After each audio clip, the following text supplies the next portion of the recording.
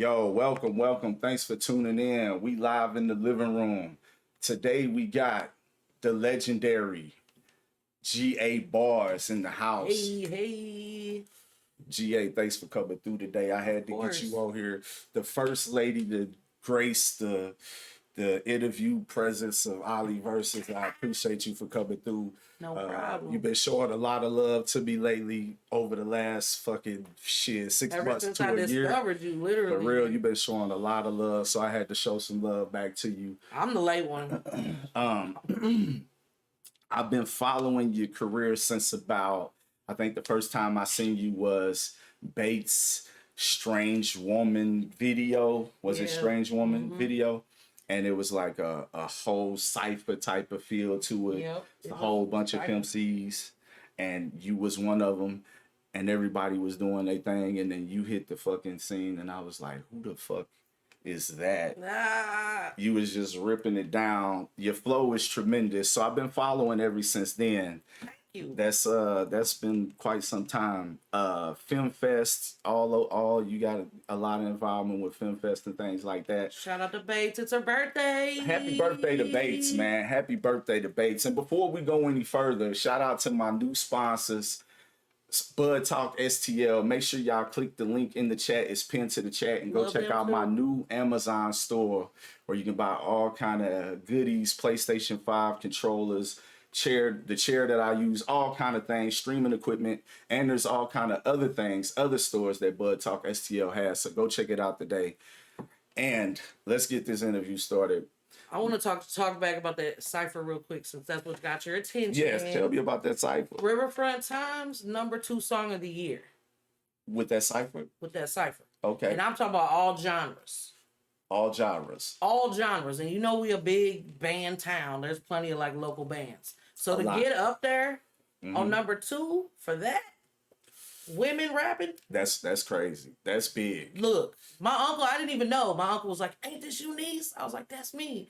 And I was like, "We outside, baby. We outside." That's big. Like having that type of notoriety. Riverfront Times is a pretty big publication in the city.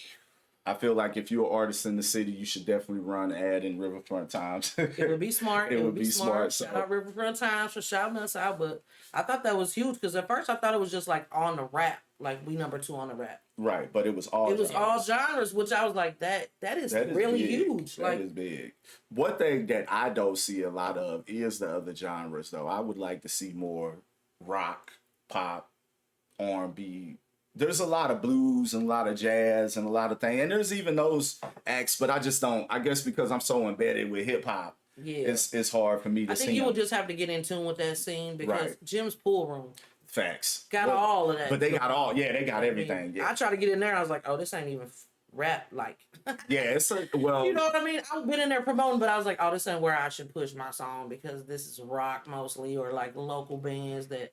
Well, they got a lot of stuff though. Jim's Pool Room got a lot of rap, but it's different. It's like more on the hip hop heavy, underground, backpacking type of rap. Which is what I definitely fuck with too. But it's like I was like, oh, I just didn't see that much of that in there. Well, when your style doesn't even say that, you know what I'm saying? The way you rap. But it's crazy because like when I went to FemFest, my biggest fans and people that was coming up to me was the white people.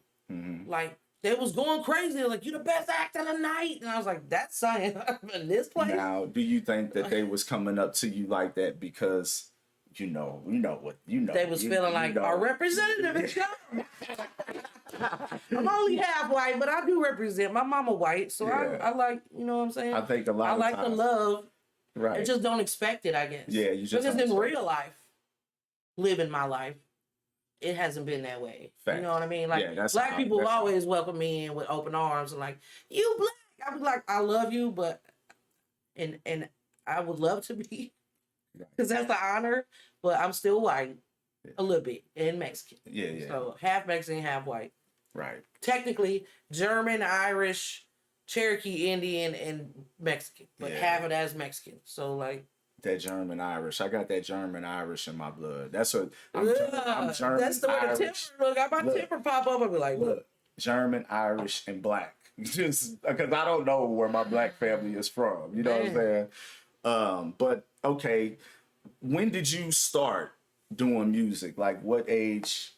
When did you start? I mean, I didn't recognize it till I was grown, obviously, but I was Okay. singing and riding my bike at 3, Right.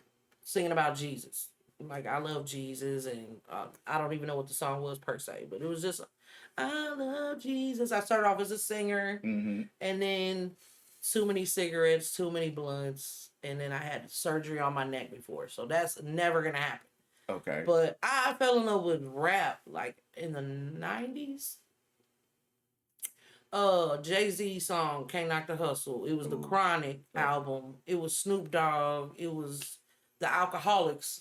Man, yeah. It was Mobb Deep. Like, cause I don't know if you remember, bro. They had those fucking that AMG Music Group or BMG where they sent you the CDs for 12 cents or Yeah, whatever. it was the BMG music. I was like, this is probably a scam as a kid, but I was like, let me put some change and $1 in an envelope. Right. Send that shit off.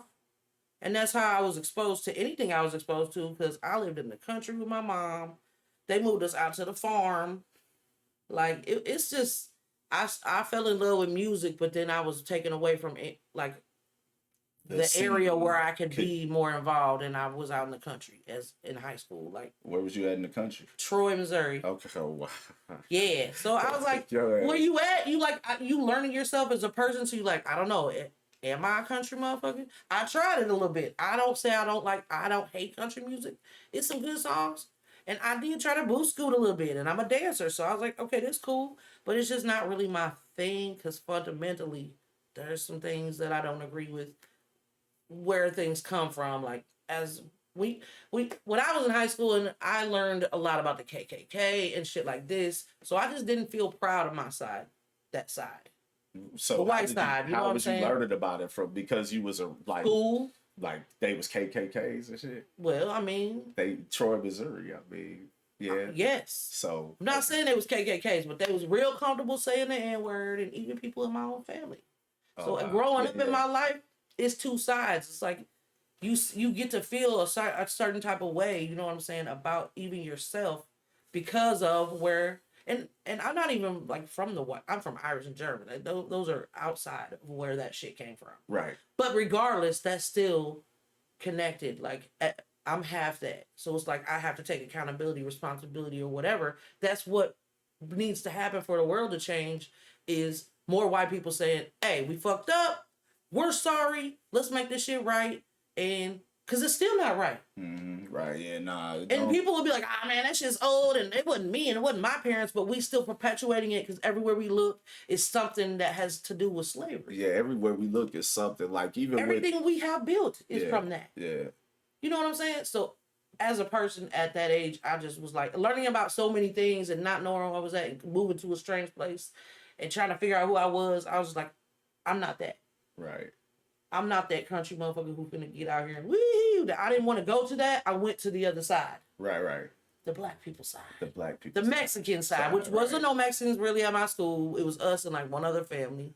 And it was some black people. They made me feel included. They, you know what I'm saying? Just that group. It wasn't even that many, but they made me feel like I wasn't alone out here. Right, right. But the white people didn't. It was always like unfortunately, it's like a classism kind of thing, where it's like, if you don't have what I have, you lesser than me. Right. But that's not true. Right. I'm not what I have. I'm my morals and my heart. You know what I mean? And I feel like that's more black people. Right. You know what I'm saying? Just because that's what they had. Mm-hmm. All you have when you have nothing is who you are. That's true. And so when you have everything, you could be what you want, and it doesn't mean you're going to be good. You know what I'm saying? It's the big, huge difference. And me being in my body, like living it, it's like you get to see two, and I chose the side that I wanted to be on. Sometimes it can be hurtful, and I don't hate white people at all, because I love my family, I love my mama. But it's like, if I'm going to choose y'all. You're going to choose. So, because that's one of the things that I feel like when I talk about being mixed. I said this in a post one time. I was like, when you mixed, you got to kind of choose the side. Like, because, and I think it was around the time like Mike Brown and stuff like that happened. And one mixed person who used to be in the music scene around here, he was like, nah, I ain't choosing no side and this, that, and other. And he kind of did. I ain't going to speak on his name and everything like that. But I chose side a long time ago for the same type of reasons. I used to go to my family has country property, so I used to go to the country every weekend with my grandmother and grandfather back in the day. And back in the, we go to the stores, and yeah, I look very white to a lot of y'all, but when I was people? but when I was in the when I was well, not only to white people, when I was a kid and it was the summertime in the country, I get brown.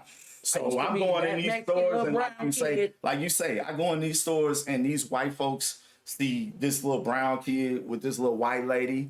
And my grandma used to be, I didn't realize why she was saying the shit she was saying then on the car ride back to the property. But I understand now why she was saying the things she was saying, because people was looking, people were saying shit and she was hearing it. Yeah. That's why she was calling family members bigots and everything like that back in the day, and I didn't realize that. So I took a side a long time ago. You know what I'm saying? Yeah. So, and it's when you become aware of the information, what you choose to do with it is what I think. Facts, because how could you go against what's right? Yeah, that's the thing for me. Motherfuckers just living their life. That's they ain't even doing nothing to nobody. Like, most of the people that I know are not doing anything to bother anybody, no matter what color they are. They just trying to, get by. Literally. So trying to make our place in this world. You know what I'm saying? All right. So like you touched on some of your inspirations. I got off into the next level. I didn't even get to the point of what I was gonna say. It was the damn AMG BMG music. I set the shit off. I got Mobb Deep. I got the Chronic. I got the Alcoholics. I got some Pump Up the Jam, Technotronic. I got some I don't even remember what the other shit was, but this other shit was what's important because that's what made me fall in love. Right, with hip hop. The Chronic. Mobb Deep. Those ones. Alcoholics.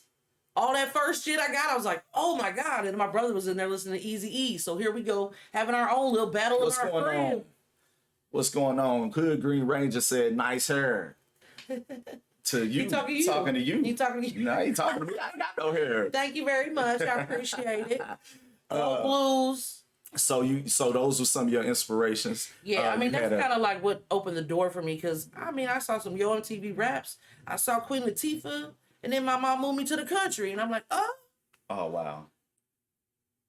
So before that we ain't got no cable, so you don't get exposed. My mama like fucking KC95. Right, all you was hearing was rock. You feel me? Like, and that's what my stepdad liked, so that's what they was jamming to. KC95. Mike and the Mechanics and motherfucking AC/DC, and I love all music, so I like that music too because all I knew, I was jamming. Right. But then when I heard this other shit, I was like, hold up, bro, where I been? Yeah, it was different, yeah. Where I been? You know what I'm saying? The rhythm. At that time, I know everything's accessible now. But then it wasn't. You just had what you were exposed to. Facts. What your parents exposed you to. That's true. And that's what I had. So I didn't get what I wanted, I guess is what. Like, it wasn't what I would have chose. So when I started feeling like, oh, wow, what's this music? Because, Queen Latifah, what you mean? Hell yeah. So you seen Queen Latifah? Yeah. Like a video. Of course we had the box, but that music. I love music too. Then I'm not gonna say Sir Mix-a-Lot made me fall in love with the shit. You know what I'm saying? But it was cool. I was like, this dude jamming. We was kids. We was dancing around. They had booties, ladies dancing on booties. Like back in the day, like in the 90s, you had more of a variety on the radio, I feel like, and on the box. Like the box was what really, I guess, kind of introduced me. And then when I saw Yo MTV Raps, I got to see more elevated level of what I was already falling in love with. Right. If that makes sense. That's what locked the deal for me. Queen Latifah, and then getting this music, and then, you know what I'm saying? Everything all together was like within a 6-month period. And it was a lot going on because I'm moving from a place where I literally was going to a Catholic school. Then they moved me to the country, and I don't know nobody. So I'm like, I'm learning about slavery and all this type of shit, and I'm just like, what the fuck, bro? Right. Because before you know about it, it's just life going on. Yeah, you just happy-go-lucky. I feel like you kind of, before you start learning about history, you just a happy-go-lucky kid in the world, and everything's kind of great. Then you start learning about history, and just life turns on this. I swear. Turns upside down. Listen, I went to the library as soon as, they only had a page about what slavery happened and shit in the book. Anyway, it ain't a lot. Right. in the history book already. I did my own research. I was like, what the fuck happened in our country? Looked up every book on the KKK and looked, and there was like 14 of them in our library. And the Holocaust and all this type of shit that they don't want to tell you about. Right. And it's just like crazy how much they want you to get over. Yeah. Yeah. You know what I'm saying? Yeah, they want you So it was all these things happening at the same time in me, in my body, in my soul, in my life, and other personal things as well that I was going through too. Because as a very young kid, really bad shit happened to me. And so like a lot of that shit was coming up because I was becoming a woman. It's high school. Right. And so you getting all new feelings and shit. And they brought up all that shit. Right. That happened to me that I didn't deal with. And so I'm like, I'm a rebellious ass motherfucker, first off. Like, I'm thinking I'm a dude because I don't like being a girl. I'm a tomboy. I'm in kickboxing. I got a group of homies that we always hanging around smoking weed and shit. I got my SA shirt button at the top. What's up, fool? So you was a gangster out here like that? But can you be one in Troy, really? I mean, you was probably... I was just a kid who didn't know shit. But you was out here on that. That's what you was on. I was on that a little bit. In Troy, Missouri. Was you out here bullying them kids in Troy? No. You just was on that. They probably didn't even fuck with you. We just was thought they probably didn't even fuck with you. No, I had issues in high school, but I never really had a fight where I lost no shit or no shit like that. But well, you ain't lose. But I wasn't the me I am now. I was a person who wasn't that sure. I was a kind, sweet individual, but I was learning this other side of me. You know what I'm saying? That was brought out by everything that I was realizing about our world, our country, how we live, everything in life. And then on top of that, I was abused by my own dad. So that shit's like, I don't love nobody. I don't fuck with nobody, but I fuck with my gang, though, my group of people. I fuck with them. That's how a lot of us fall into that type of life and culture, gang culture and everything like that. I wasn't even in no gang. It's just a group of people. No, it's a group of people that took me in. It's a group of people, but if the authorities get a hold of it, they gonna call y'all a gang. You know what I'm saying? Yeah, because at our school we got a principal that came out from St. Louis. He's like, y'all can't wear those flannel shirts at school no more. We like. Because he knew what it ain't even like that though, bro. But he knew what it not like real that. Though. So for us. It was Troy, bro. Like there ain't no shit. Ain't no I'm not gonna say it wasn't none because it was people out there bang banging for real. It was Crips, Bloods, and some other motherfuckers, some Latin Kings out there for real. That's crazy. I wasn't in them though. No, I got you. My brother though, yeah, he was in it. He was in some shit. Crazy motherfucker. They was shout out to R.I.P. I love you, man. They gang banging in Troy, Missouri. Shout out to her brother. You don't want to dwell on Troy too long because that's a fucked up place. And at the time, it was even more fucked up. So small minded, and once I got more like. Globally minded. It's a small town. Yeah. So boom, you broke out the small town. How'd you break out the small town to get to the city, to the big city? You ran away from home. What age did you run away from home? See, this is a motherfucker interview to me. Several times I ran away from home, man. Like I was not feeling that shit. Once you get a car and you got some money, it's like, hey, man, freedom. Deuces, we don't agree. So how'd you get you a car? My parents are awesome, bro, but I was rebellious. They got you a car?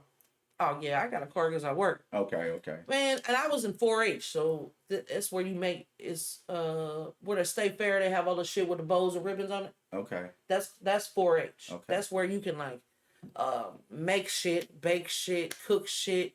Have a fucking pig at the fair, walk that bitch around. My parents had pigs. Okay. We had to do a lot of farm work, bro. It was slave labor, bro. I'm telling you. So I love my parents. Love y'all. If they ever watch this, they probably won't. But you if had they to do, get up out of there.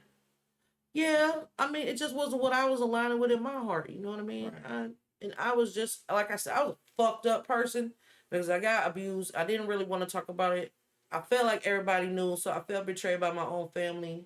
I knew my brother and sister ain't know, but it was some people who knew. But it was some fucked up shit that happened to me. And when you feel like other people found that out that you didn't tell them, it's just a betrayal in itself. Right. Life betrayed me, bro. Like a kid shouldn't have to deal with some shit from their own dad on some weirdo shit. But it happened. And so at that time, I was not mentally equipped. That shit wasn't even talked about back in the fucking, 90s? Yeah, 90s. I mean... It was not talked about, bro. Not like it is now. A lot of shit wasn't talked about like it is now. No, and it still even happens even though it's talked about now, which is so weird. Like, people can do shit to kids is just weird to me. But I say kill them. I mean, not only kids. If it's your you own fuck with kids, kill them. If it's your own kids, that's even crazy. Can't relate. Like this thing that I made, I want to nurture, protect, and love. You know. Right. So I don't know, bro. He passed away, so I can't never really ask him like, what was up with you, bro? I know he did hella drugs, and like he was a gangster. Like my that side of my family, Mexican mafia. Okay. Can't even talk about it on this interview. Yeah. But literally, like he was really on that type of shit. Yeah. So, but he was just a creep though. Like I don't know what he was on, but my uncles and shit, gangsters. Real gangsters. Southside St. Louis gangsters, you know, right where we at. So you broke out of the small town. I ran away several times, man. I'm telling you, like. And then finally. My parents was good parents, but it's just when you not mentally there, man. Like, and I wish I never really did run away because my brother and my sister ran away too. It's like I fucking like broke the mold. Like we should all run away. But my parents were strict, man. What's going on, Dichi? They were strict, so like that, like it's not good to be a strict parent. You need to let your kid be who they gonna be. You need to let them be comfortable speaking to you and knowing that they in a safe space. Yeah. And I create that for my kids, and me and my kids real tight, man. Nothing more important to me than the relationship I got with them three. My daughter is 25. Okay. And when you have a 25-year-old and they want to spend time with you, hang out with you, they tell you like, "Mom, I'm so glad that you was my mom." Yeah, that's important. Bruh, like that shit make me feel like my life was worth living. Yeah. No matter what I went through was worth it, so I can make my baby happy. Right, make them better people. And yeah, like and when my kids tell me like, "I'm proud of you, Dad," it'd be like the biggest thing ever. I tell them I'm proud of you when they do things, but like them telling me that, it's like a lot, you know? It means a lot. Kids reaffirming that, like, yeah, because I think it's more about like, I fucked up hellas when I was little. Mm-hmm. I had a really bad temper. I didn't know how to control.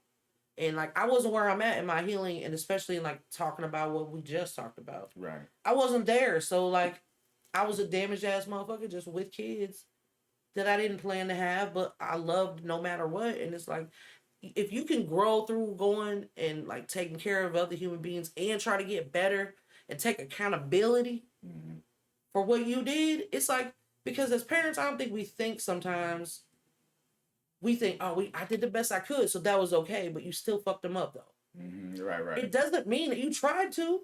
Right. You tried your best, but sometimes, like, I didn't have a dad there for some of the time. So it's like every kid needs a mom and a dad. Mm-hmm. It just really needs to happen. Even if they don't live in the same house, it needs to be there for them. Right. And so that wasn't always there for my kids and still isn't, which I don't know. I try to be good to those dudes and make it easy for them to be dads. For whatever reason, they not. So that shit make me feel a type of way too, or like I'm responsible partially for that because I can't just be like, oh, fuck them, it's all their fault. I'm actually responsible for that. Mm-hmm. I did have a child with someone who wasn't able to be a parent to my kid. Right. For whatever reason, we don't got to get into that. I'm not here to bash nobody or no baby daddies. But as a mom, Lo, it makes you feel, you definitely have to take accountability. And as parents, like, even as I tried so hard, and still to this day, I'm still trying to get better because I'm still not the best mom. But when I take accountability, they respect me so much more. Right. And I think even like, it wasn't taught in our generation or taught to us. It's up to us to do that. Yeah, back in our generation, it was just like... like, if I talk to my mom right now, I'm like, that's not what happened. It was what happened for me. Yeah, it's what I say goes, and you know what I'm saying? It was a big because I said so type shit. Yeah. Everything was because I said so. When I was like, I don't want to raise my kids as because I said so. Like, that ain't what I want to get down on. So when I took accountability, I was like, I didn't know what I was doing, y'all. I was pretty fucked up, and this is why, and blah, blah, blah. And, you know, we got through it. Like, I used to have, like, round table forums. That's how crazy my life was getting with my kids. I was out of control. And I was like, everyone was like, I don't know, Mom. I was like, well, just talk to me, and I can't say nothing. I can't get mad, nothing. And they told me so much stuff, and I was like, damn, it's hard to hear. And it sucks like a motherfucker for your kids to tell you, this hurt me, and you don't even know that you really hurt them because you're just outside of your shit. But regardless, like, as a parent, if you can take accountability, that will strengthen your relationship so much more. Like, and that's what I focus on. Like, that's what I have with my kids, like an accountability. I think even as humans, like, I fuck up too, man. Yeah. I know I'm the problem. Part of the time, I'm always late. I need to work on my shit. That's something I know for a fact. I'm always late. I am, bro. Like, that is something I don't even like. So I know it's people around you not gonna like it, and it may only be 2-3 minutes, 15 minutes, but it's still the fact. On time is late, and early is on time. Yeah, that's what they say. That need to be my mindset. I don't know if that's just my one downfall. That is something like I got faults, I got problems that I know I bring to the table. But what I do have is a trying attitude, an ambitious attitude, uplifting attitude. I'm trying to be coachable and offer like anything I can. I want to shine light on shit that makes a difference. I want to make a difference. Right. If I can. Like, almost all my interviews, I get into a deep ass conversation. But that's just like, if I'm being offered an opportunity to speak, let's speak on some shit that matter a little bit. Yeah, we can talk about me, but I do want to focus on like things that matter to my heart. No, that's for too, you know. And I know when I'm being genuine and like in my zone like this, that's the spirit in me using me, and that's what my purpose is. Right. So it's like, why would I not want to push that energy out to people? Because that is truly like what makes us all grow. Facts. You know what I mean? You have vampires and you have people who can multipliers. I know I'm a 10-gallon person, so I have to be able to be so confident in myself and secure, self-aware, and getting better at all times that I push that onto everybody else, because I know it'll make a difference. It will. It's going to motivate somebody. Definitely. It may not motivate everybody, but the people that it does, that's who that needed it. Yeah, facts. It touched their heart too. Like, hey man, she a motherfucker who went through some, and she a motherfucker who, yeah, being mixed is fucked up. But I got mixed kids too, so I perpetuated the problem, right? Well, yeah. But my kids definitely identify as black. Yeah, I mean, like, I feel like all my kids are very black. so maybe we perpetuated the problem. I try we to put them back to, we try to make them whole again. Yeah. Hell no, because people call you white, don't they? They do call me white. And but me one thing about me is, like, my mom, she is a white woman, but she taught me that I am a black man. It don't matter what people gonna say, what they gonna say, but the world at its core is gonna see you as a black man. Yeah, I told my kids. That's what she told me from a young age, a very young age. So that's, you don't have a choice as a mixed person, and you know. mix with black. Yeah, no. You kind of have to identify as black, because that's literally what everybody else is gonna say. Well, when I was coming up, wasn't nobody stopping me from saying anything I was saying or doing anything I was doing, and everybody around me was way darker than I am. So all I know is we wasn't letting no white folks say nothing they wasn't supposed to be saying. And I'm going to just leave it at that. All right, so let's get back to these questions I got for you on the lighter side of things. On the lighter side, all right. Miss you mad, bro. Thanks for tuning in. Sugar Grits, I see you in here. Shout out to everybody that's in here. Mad love y'all. We live in the living room with GA Barz today. All right. So where the camera? I don't even know. Is this your camera right here? Yeah. Okay. My bad. I didn't even point it out. I thought you seen it, but no, I was like, I'm like up there. It's a lot of stuff going on here. Yeah. But so you broke out of the small town, you came to the big city, and you kind of found your more love for the musical hip hop craft. Would you say, for the culture? I mean, once I was in love, it was just love. After that, I didn't really feel like I was gonna be a rapper. I was just a singer at that time. Right, back then. So like, yeah, I love the rap and hip hop and everything about it, and like Jay-Z, all that. All that you mentioned earlier. UGK. You didn't mention them earlier. I didn't, but that is my favorite rap group of all time. So. That's your favorite rap group. And then we got Salt and Pepper. Of course. I mean, like, the legendary. The top 5 is up there, but like, no, UGK is like my number 1, bro. I went through, like, that was the time. I was going through shit, riding dirty. If you can feel some shit, and my brother was in juvie, then he went to jail. He was in the system. So it was like... You know what I'm saying? So it's like... You was relating to that. I could relate to a lot of shit. I could relate to not ever being understood. I could relate to not fitting in with the white people. Or truly with the Mexicans, because I'm not fluent in Spanish. Right. So I speak on poquito, though. They kind of shun you because of that. It wasn't even a shun. It's just like, do I feel home? Okay. I always felt at home. Like, black people, like, always, like, they just loving me, bro. Right. And I love him back. Right. So you had found all that love for hip hop. Tell me about like your first song in the recording process. Like how did you even get to the point of writing your first song? Okay, the first song I ever did, it was actually a feature with other people. I was in the studio and they was like, get on the song, and I jumped on the song. So it was Tornado Alley. Okay. Do you know where Huey and them used to record? I've heard of that, yeah. On Natural Bridge and Jenner Station Road. Okay. Or Lucas Hunt. That was Lucas the Hunt, studio? Natural Bridge. Yeah, by the barbershop. Okay. Shout out Ramon. So Skinny Chris, I don't know if you ever heard of him, but he was from Memphis. Okay. He came up here, dope ass producer. Okay. And I ended up meeting him outside on some maybe dating type shit, you know what I'm saying? And then we were cool after that. We didn't talk anymore, but we were still cool. Mm-hmm. Then he was like, you gotta meet my new chick. I'm like, cool. She rap too.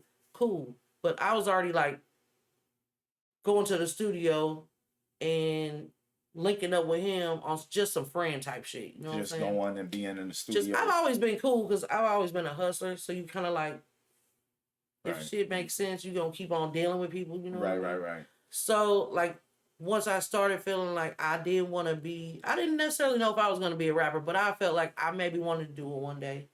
So link up with dude, he like, you need to get on this song. I'm like, okay, let's do it. Let's get on the song. So we did that song. After that, I kind of got into a group with I got into a group. It was called GCS. Okay. We was really, really big back in the day. We used to be at Dabino all the time. It was a girl named Slick, a girl named Champagne, and me. Okay. So the name GCS was GA Champagne Slick. Gotta change something. Gangsta Chick Stacking. Golden Child Swag. We had so many. Oh man. We had a lot. We had just like so many. And we fucked with Taylor Made. Okay. And Taylor Made was popping. You know what I'm saying? Like, yeah. It was hella motherfuckers like beans, 2000s. like you know the Money Snap. We talking early 2000s. Yeah. Like we was hanging around all these type motherfuckers. Okay. So it's like we kind of started on top. Right. You know what I mean? Like even with the people we knew. Like I said, I'm a hustler, so I know people from other reasons. Right. And then they're like, oh, she finna rap too? Like, okay. So we got hella hard. We went up against our lady like in a competition. So we got to the point where it was either gonna be us blow or them blow, and they won the competition. Damn. Because my group, they like rappers. Why do we do this? We always want to do the new shit, right? At the show, like nobody know the new song. Though. You need to do the song that they know. Exactly, and like at that time, nobody was listening to me because I was in a group. It's all good. I love them. We made the wrong decision. We did the brand new song, and it was just not. Nobody knew it. T Baby Ooh Wee. She used to always shout out our songs because she knew the words and she was jamming to them. And we was with all the top motherfuckers. So we was really doing shit. We was opening up for Soulja Boy. Okay. We opened up for Hurricane Chris. Y'all was working. Yes. We was not fucking playing out here. Like we really was at every open mic all over the town, just doing shit, going crazy. I'm not gonna say we was like the top motherfuckers out here, but we was working our asses off. So so like you recorded a song, you was in the studio just hanging around. Like hanging around. Yeah, me and old girl, his girlfriend that he introduced me to, became best of friends. Okay. We made a pact, we not gonna do songs with nobody else. We got a new song. And then we added another girl we met literally in the next couple weeks. So when you was doing them songs, you just started writing like did you never write no song before? You just started writing? I wrote hella songs. Okay. All my whole life because I'm a poet. So you've been writing. I'm a poet because I meant to ask you, when you was in the country, I was a poet then. Okay. I was a poet then. I was making songs, not rap songs, but just songs because I was a singer. Right. I wasn't even in the choir out there. I was shy. I didn't even... So you was just writing songs. I was a singer in my head. You know what I'm saying? Like I wasn't even thinking. So just for you was writing your own songs. Not in high school, but a little bit later, like I was hanging out with my brother and some people around right out of high school, and I always just started writing music right then. And it was Mary J. Blige, Can't Knock the Hustle. Okay. And I was just like, I just would sing along to her stuff. You know what I'm saying? Real Thug. Okay. I redid her song Real Thug. Yeah. When and I didn't record it or nothing. She had Real Love, but you redid it and made as it Real Thug. Exactly. Okay. It was Real Thug. I'm searching for a real thug. Rolling a golden rope. These real thug. Yeah. I mean, it was like definitely copycat. It said be a remix. But no, I didn't record the song or anything. But it's just something that I did. I wrote that right. That was probably one of my first things that I wrote as a song. But it was literally like just easing into me writing my own. Mm-hmm. And then Junior Mafia and Biggie and Lil Kim. You know what I'm saying? I with my crew. They with them. I'm like I'm always with all dudes. I'm the only chick. Right. I'm still in my what is it? Tomboy shit. Right. Not really, you know what I'm saying? But I am though. Dressing like a dude all the time at these times. Like I didn't dress like a girl at all then. And it was more of a protection thing too. Like it was me protecting myself subconsciously. So you was kind of creating a hard exterior. Yeah, like, but I am. I'm GA. I was big G for a while. Then I was like GA, motherfucker. It's like, just don't play with me. I won't play with you. It's so fucking simple. We don't have to be gangster. See, it's the old way of gangster though, not the new way where everybody think they gotta have blickies and crazy and bully people. To me, the old gangster ways is respect, loyalty, facts. Don't bring kids and women into it. Yeah. And then shut your mouth. Yeah. That's it. You know, nowadays the gangster shit is like a little bit of it's washed. It's washed up and that shit is over. It's like the dating pool. It's toxic. The streets is dead. It's been dead for a while. People so like it's too many rats. It's too many. The fundamental gangster shit. Yeah, OG shit. Yeah, the OG shit is you know what I'm saying? Yeah. That's always been me. And I've always just been a motherfucker who's always trying to make some money and have fun. You know what I mean? Like, and that's an addictive thing too. So I just always been hella popular outside of high school. I wasn't necessarily the most popular in high school. I was cool with all the different groups. Right. And some people in all the groups. And I was funny as hell. So all during the lunch group, like we had this separate like thing called the Breezeway.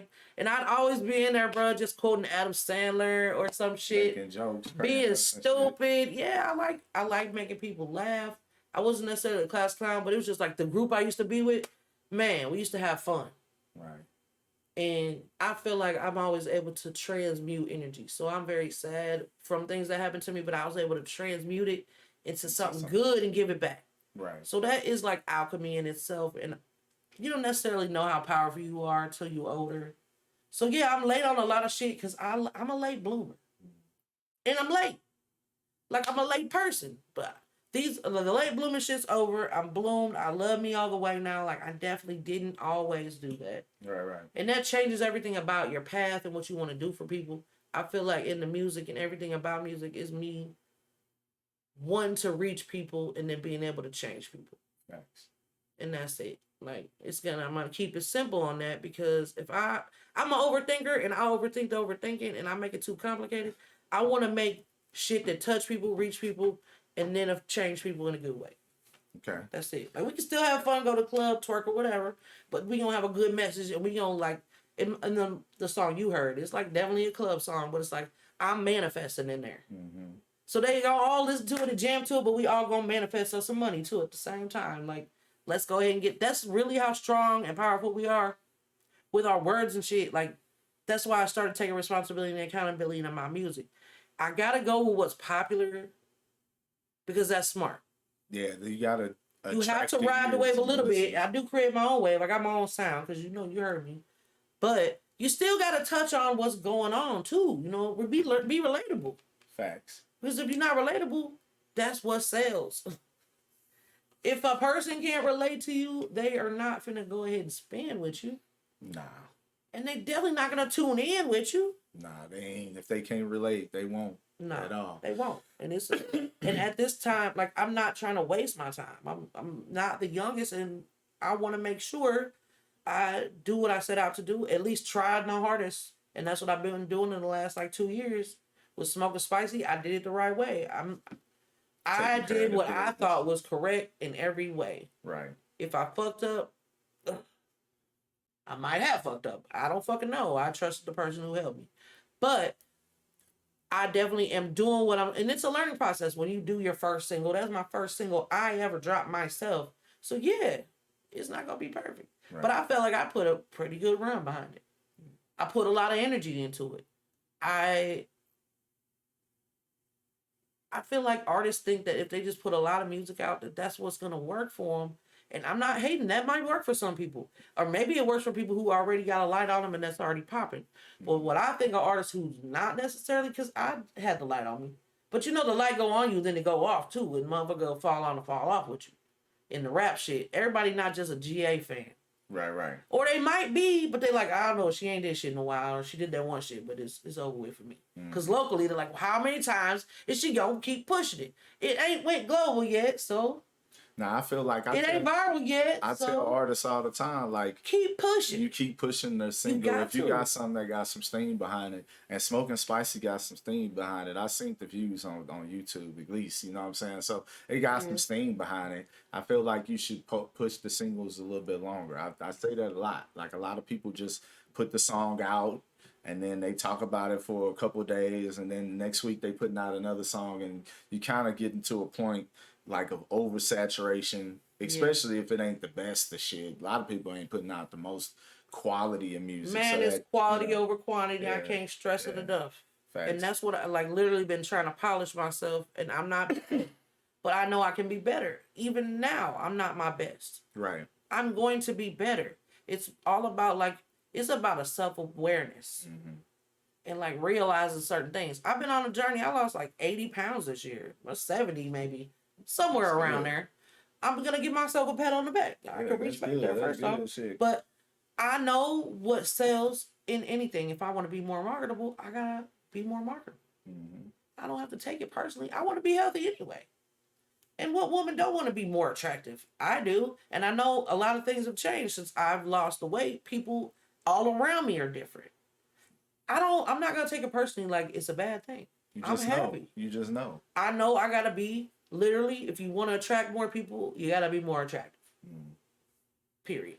And I'm not ugly, even when I'm big now. I don't care. I'm not an ugly person, and my spirit is not ugly, so that makes a difference. But I just want to be better as a person. I want to motivate others to be better too. Like, I'm in my 40s. I know I don't look it, and I want women in their 30s to realize all it takes is a little bit more self-love.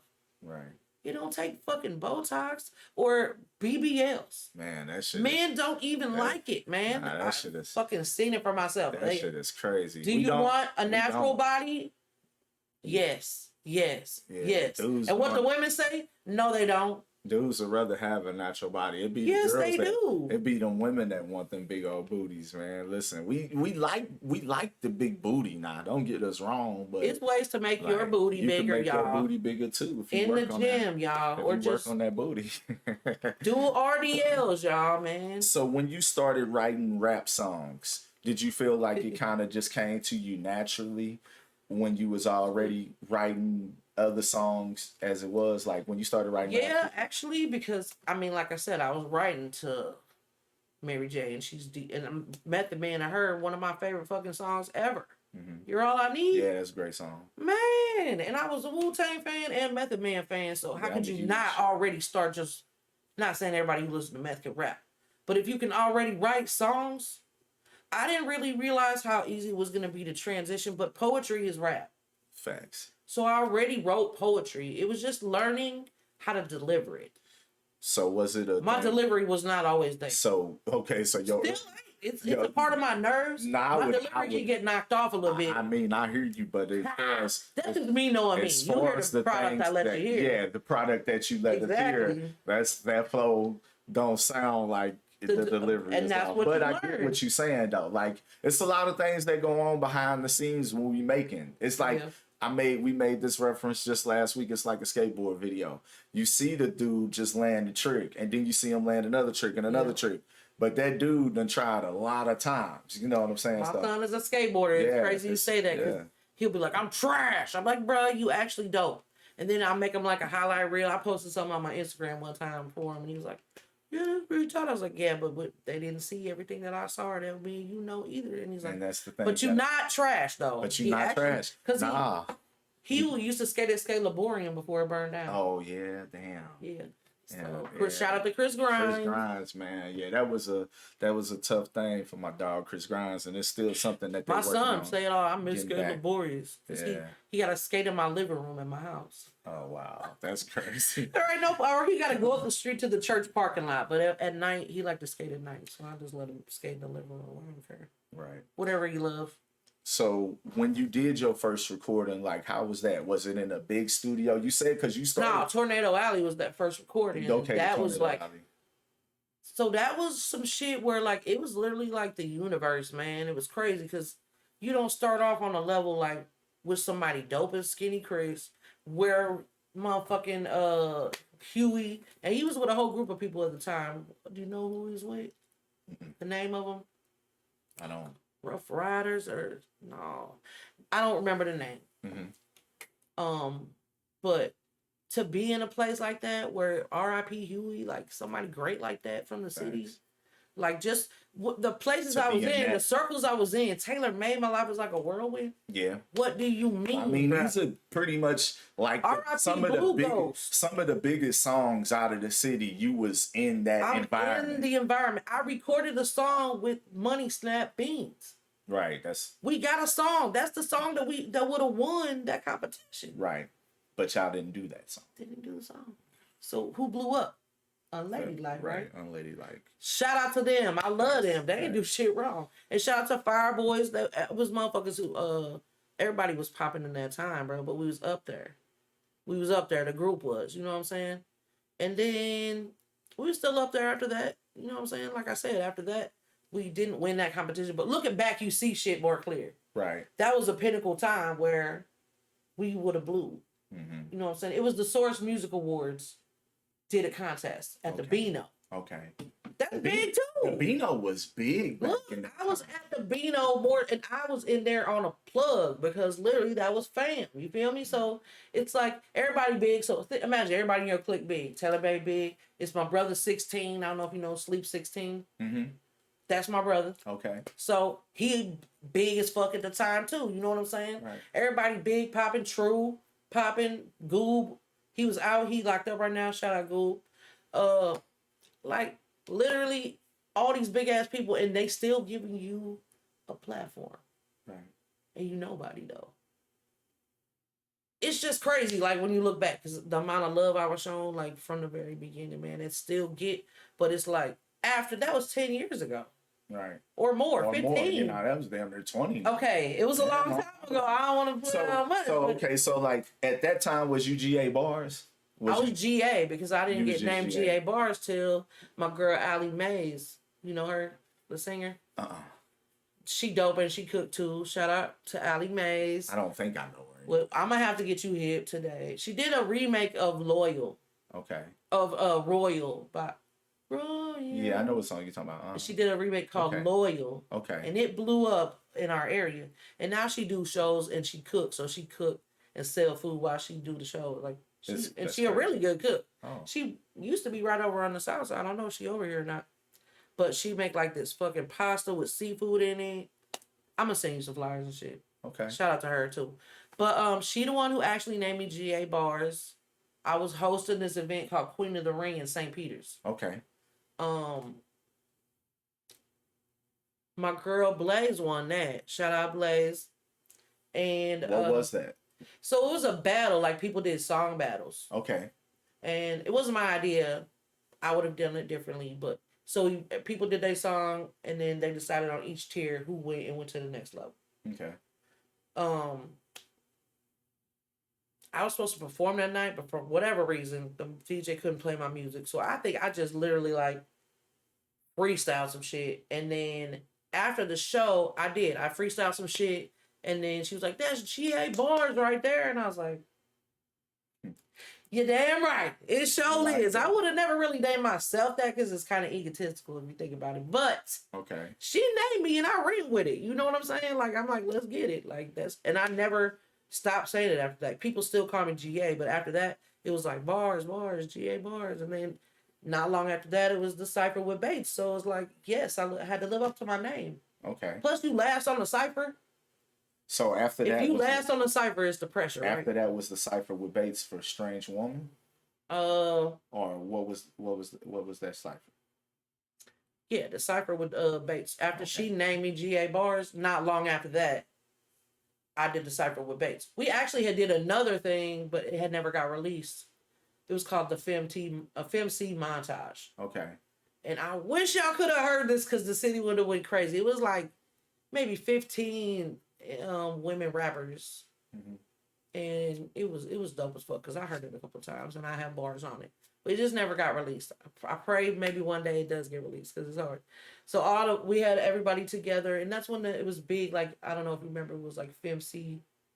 It was a big thing for a while. Yeah. So like all the FemCees got together, did the FemCee montage, and then after that we did the Strange Woman cipher because Bates had blew up on Tell Jesus. Mm-hmm. And then Mike Brown happened. Yeah. Me and Bates got really close. Okay. Like, that's my sister. Like, for real, for real. Happy birthday again to my sister. And Tigga is like my soul sister. Like, me and Tigga, inseparable. Bates, inseparable. These people, like, are my sisters for life. Like, that the universe brought me. You know what I'm saying? Like, in my soul, I love them like family or more. Because you have to tolerate family. Yeah. You know what I'm saying? People that you call family, that's people that you don't have to tolerate them. You just fucking love them to pieces. Facts. And I do. And like, so me and her got tight. She was like, I need you in this thing. I need you to rap. I need you to fucking go crazy, GA. And I was like, the pressure on me. I was like, am I going to be good enough? Am I going to be good enough? Am I going to be good enough? Am I going to be good enough? I said that shit to myself so many times. I was having that anxiety over it. And I was like, you got this. Just fucking talk about what you live and what you do for real. You don't got to fucking think about no extraordinary shit. Your life is actually extraordinary. You know what I mean? When I talk about shit and the superstars I've been around and all the type of fucking people I'm blessed to know in this music scene. Mm-hmm. Because you've been around some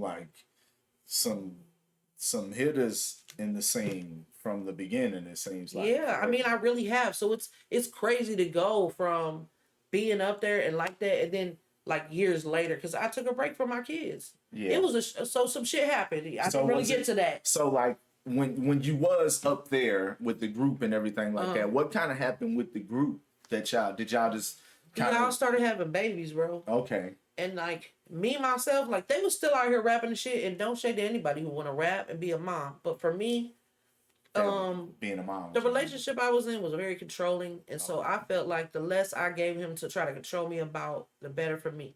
I didn't look at. He never said you can't go rap or do shows, but it was a time I was without a car, and it's like I had to get a ride out to a show, and like couldn't get home, so I had to call my mama, type shit, and my sister, and I'm like, this ain't me.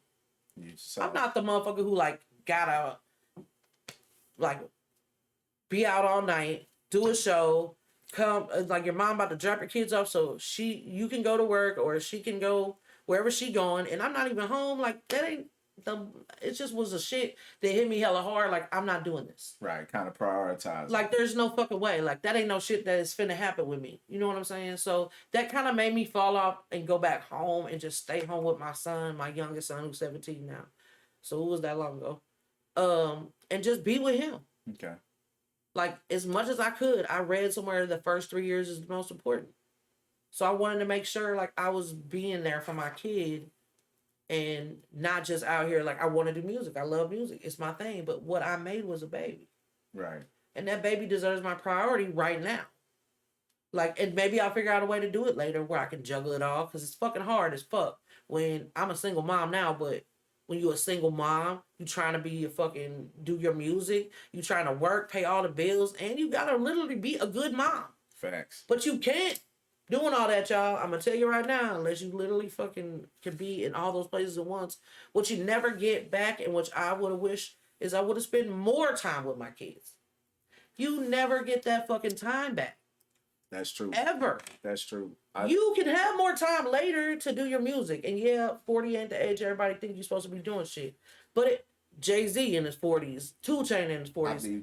It's like people you don't even realize they age is out here. I feel like if you got a good product and people hear the good product, I don't think that they're gonna stop liking the good product because they see you. Right. I mean, shit, we got, if you go on IG right now, type in your fave granny.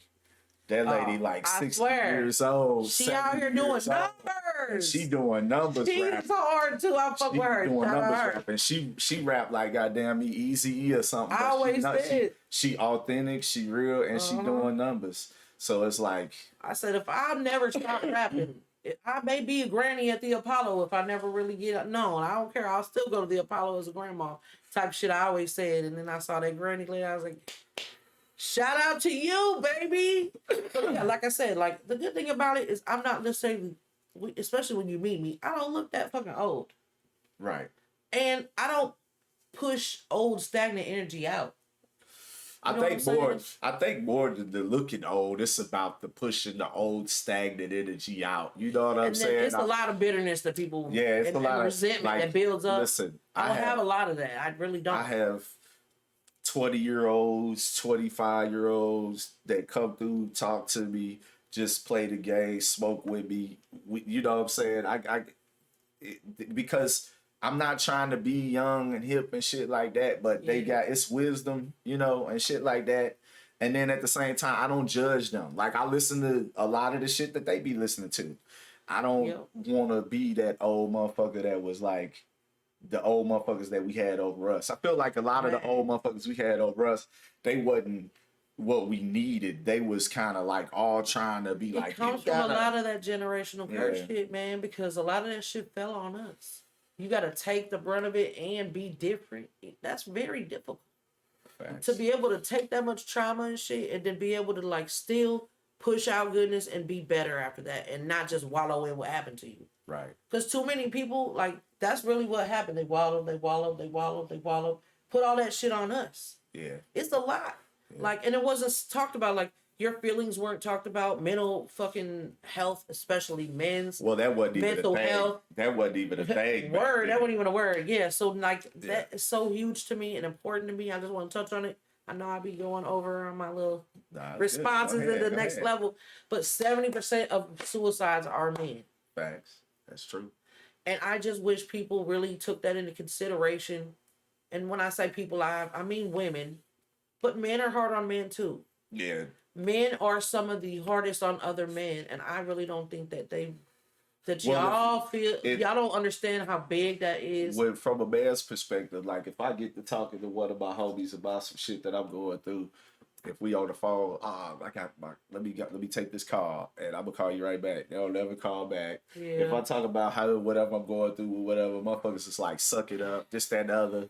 I see so many dudes on Facebook like, oh, I feel this way and blah blah blah, and then it's like, you know, it's like motherfuckers be trying to give them encouraging words and they be like, I'm like, why stop being a bitch? Like, why even fucking post it on Facebook if you're not gonna take the encouraging words that you are getting from whoever you getting them from? Man. I try to be there for dudes, you know, my homies and shit like that, but like dudes just gotta, you know, it's like we was taught that we gotta have this tough ass exterior and this, that, and other, and all that shit. That's what I'm saying. It's coming from the trickle down generational curses. Yeah, facts. And yeah, I'm doing the bush, the trickle down. Yeah. It is. Listen, it really is on top of men's spirits so heavy that y'all have this judgment for each other. And it's not even y'all fault, man, but it's just literally a generational curse of men.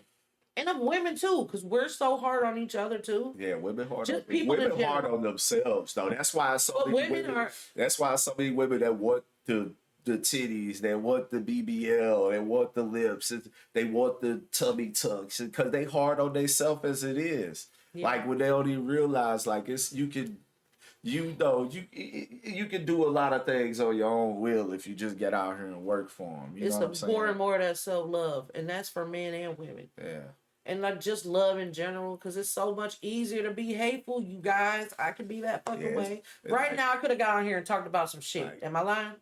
Nah, no, for real. Nah, so what I'm choosing to do is fucking transmute my energy into something bigger for all of us. 3D, what's going on? Hey, He said, "What's up, GA?" That's fucking gang right there. I love that dude, man. Barz and game, and thanks for this. First up, that's a great dad. Let me just give the shout outs to the dads. Can we just shout out to the dads? Take a puff for the dads. If you smoke, take a puff. Sure. Listen, hey, shout out to my sponsors. We got to pay some bills real quick. Shout out to my sponsors, Bud Talk STL. Make sure y'all hit that link up in the tab and check out my new Amazon store along with the other stores that Bud Talk STL has. Can I ask you a question on the interview? What's that? What's your favorite product on your Amazon store? Because we got to shout out. My favorite product on my Amazon store is probably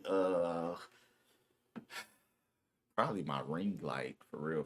Ring light, and nothing like a good ring light. This ring light is tight. I definitely recommend. It turns all different colors and all kind of shit. So if y'all see this glow in the ring light, I'm just saying. You see her in the ring light. Listen, we look good. But it ain't just the ring light. That's the camera and lens too. I gotta put that on there also. Okay, shout out to them. My favorite thing. I need a camera and a lens, so please let me know. Yeah, I definitely. Unless you got an extra one, I can buy. The ring light is probably my favorite thing, if I'm being honest. Shout out to the ring light. It is an Amazon store. It's gonna be in the link. Check it out. I'm gonna have it on my page later. We're right now smoking from my sponsor, Bud Talk STL. We got some Blue Dream Sativa pre-roll. And I'm gonna tell you what, whoever this pre-roll is made by, this is a good pre-roll. Because sometimes pre-rolls don't be hitting. This motherfucker hitting. Hitting like a chimney. This motherfucker hitting right here. We also got some other shit we finna try. So while we even doing this and talking, we got some sativa, sour apple, motherfucking What's the gummies. name of her spot again? She got a spot too. Well, it's Bud Talk STL. Bud Talk STL. On the Amazon store. We got the link up in the chat. So make sure y'all hit the link. The link will also be in the video on YouTube. So make sure if y'all didn't check this out from the beginning, you go check it out from the beginning on YouTube when you have time. It's a sour apple gummy. Let me just open it up. The sour apple gummy. It's like 100 in the pack. And this is the pack. It's cute, y'all. The pack doesn't really look like. Sorry, I just like little cute cool packs of stuff. I do like cool. It's green, my daughter's favorite color. Well, I heard that all the. We smoking this too from them. Yeah, we also are smoking. That shit is hidden. What's that shit called? He got me high as hell. The Professor Chronics. It's a Professor Chronics cart. Now these carts are highly sought after. Blurry. Hold up, it's blurry because we in the here. I'm gonna get it together. Hold up, just check me out. Here we go, real quick. There we go. Like if I block our faces, there we go. Professor Chronics. It's trying to show my finger more than anything, but Professor Chronics. Okay. Now this is a 0.5 gram cart, and it's very sought after because it's a full ceramic cart and it's a full spectrum concentrate in there. So you know that I don't know. That means that shit is good as hell. That's what it means. Y'all gotta do y'all research on full spectrum. But if you get some full spectrum shit, you gonna be high than a motherfucker. Okay. So we over here right now getting blazed. Yeah, that's why I'm doing these extra long responses and everything. We've been smoking. But hey, I want to shout out to my boy too. Shout out everybody. 3D. Shout out 3D. 3D. We already gave shout out to 3D in the chat. I know, but I didn't really get to say. Don't talk to him. I fuck with dudes so heavy, man. Squeeze the sides. I appreciate people who just show me the love that I want to show them right off the bat. You know what I'm saying? Here we go, y'all. This is the sour apple. Dude is solid as fuck, and motherfuckers need to get hip. Besides the fact you make beats too, y'all need to get hip to these two. Hey, but y'all about to though. Listen, I'm gonna tell you what. I'm leaving it to everybody else with the music. I'm in my lane. I found my purpose in 2024. I'm a dabble with beats when I do and stuff like that, but I found my purpose. Now each one of these is a 10 milligram sativa. Yeah. So I'm gonna eat one. You ate one. Mm-hmm. They good as fuck. It don't taste nasty. Most of them 3D said, "Love you, GA." I love you more. Well, I ain't gonna say that. I love you same. Cause I know you love the shit out of me. I love you right back. For real, this shit good. These motherfuckers taste so. It's sour apple. No, it tastes exactly like it's supposed to. It's good. These motherfuckers is so good. Listen, these are delicious. Yeah.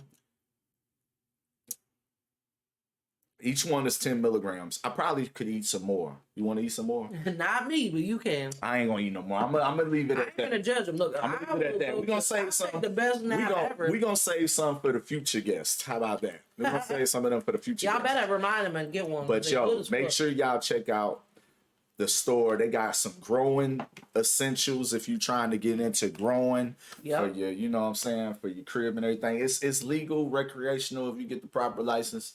You can grow at your crib and all that good shit. We got something else to try too. Do you want to try it?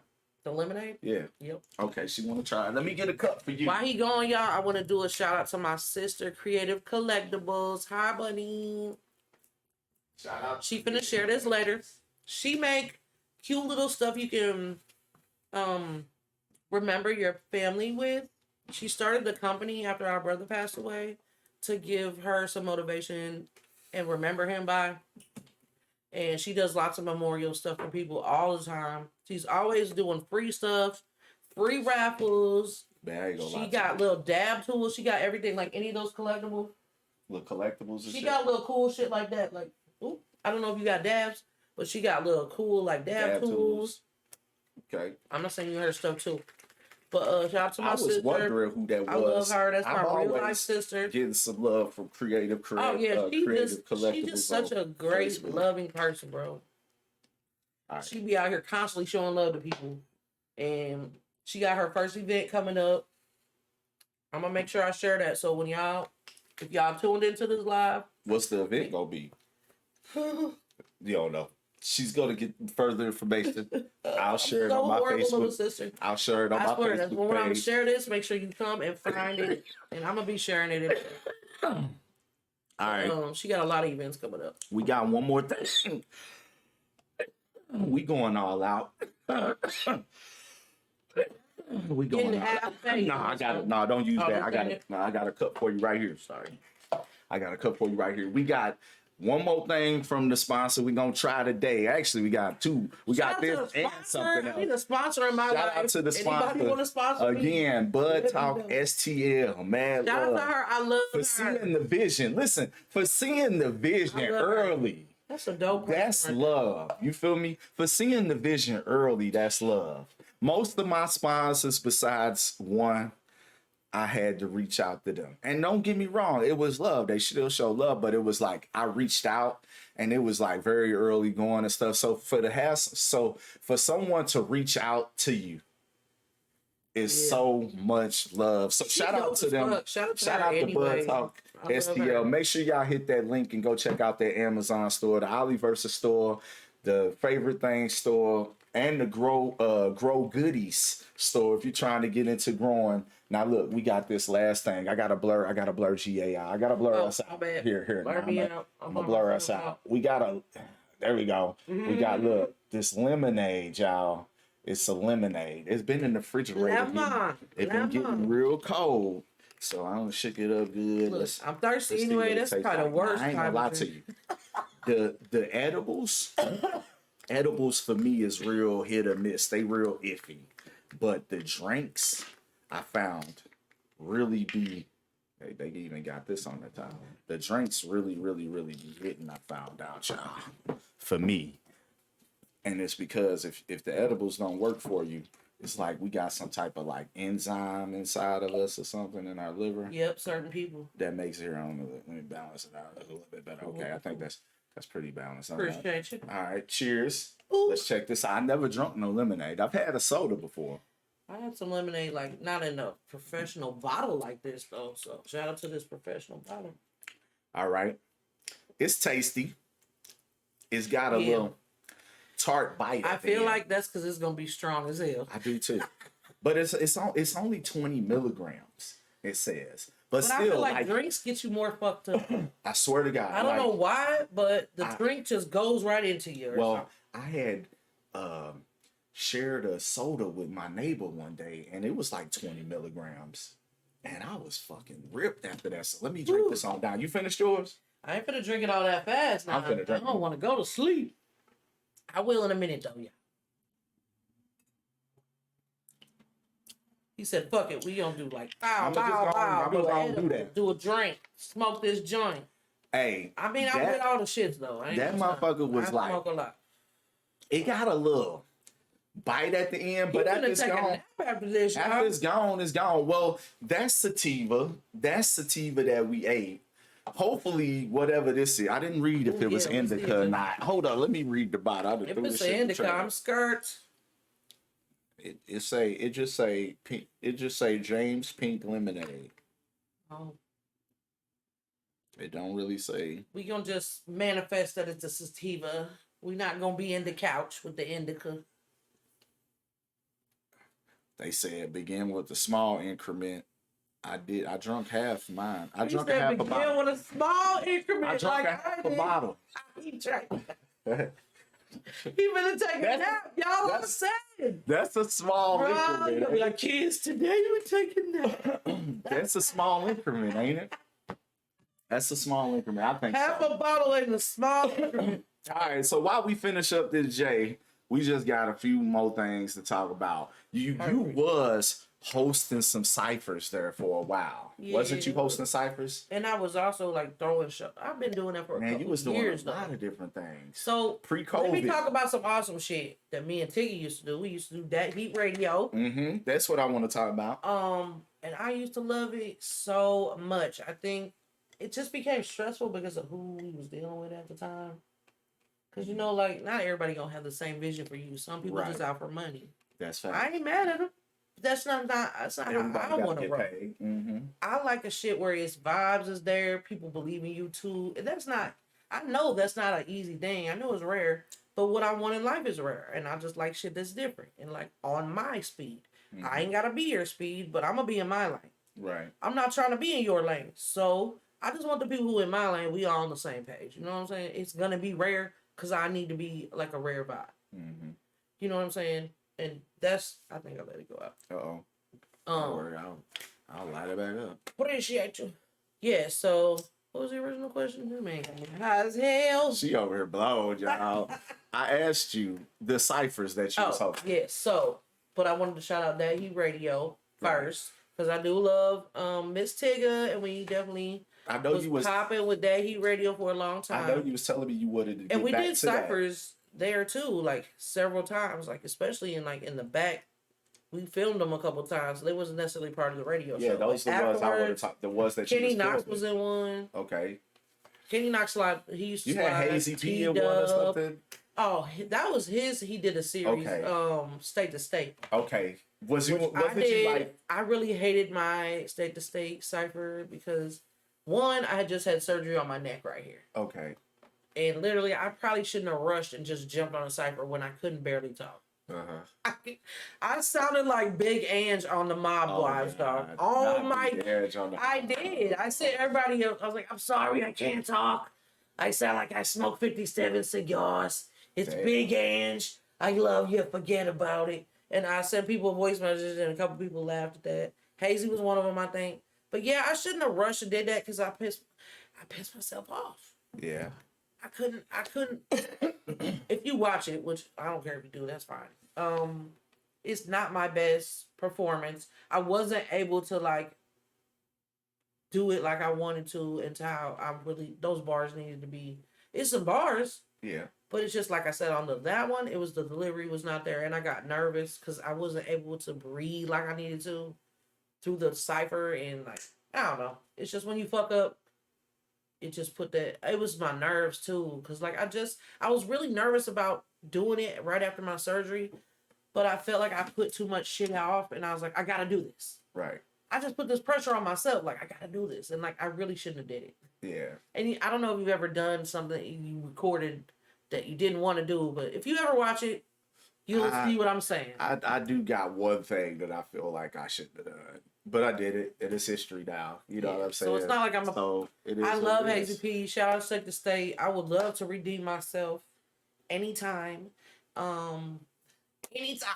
Yeah. And but the cipher shit I was doing, well, before that, a couple years ago, me and Tigger was doing $2 Tuesdays. Like we would let artists come in, pay $2, perform for $5, or I think it might have been $2. I don't even remember. So it was we did some $2 cheap ass shit. $2 to get in, you can perform for $5. For $7, you was outside lit, and motherfuckers was charging $20 to get indoors at places. Yeah. Which I still don't get, but whatever. So we was showing all love. Right. Like all your people can come see you for $2, bro. Like, that's pretty good. Pack it out for $2. Let's go. And so it used to get really cracking. Like all summer, it was cracking. It was right on Page, like at the crab place. Okay. What's his name? Fuck, I'm so bad with names, y'all. Shit. You said Paige at the crab place. Yeah, it was he a singer. He used to be with Big Lou. He got braids to the back, and he a chef. Oh, you talk about? I know who you talk about. Rajo. Yeah, I know. So Rajo, yeah. me and him got together with Tigger, and we put the shit together for a while. That summer, that was $2 Tuesdays. That was cracking. We used to have hella ciphers there, cause we would have the DJ who was and like I said, I'm really bad, y'all, with this. My surgery, which I touched on earlier, I almost died. I had like 100 seizures, like for a whole year one time.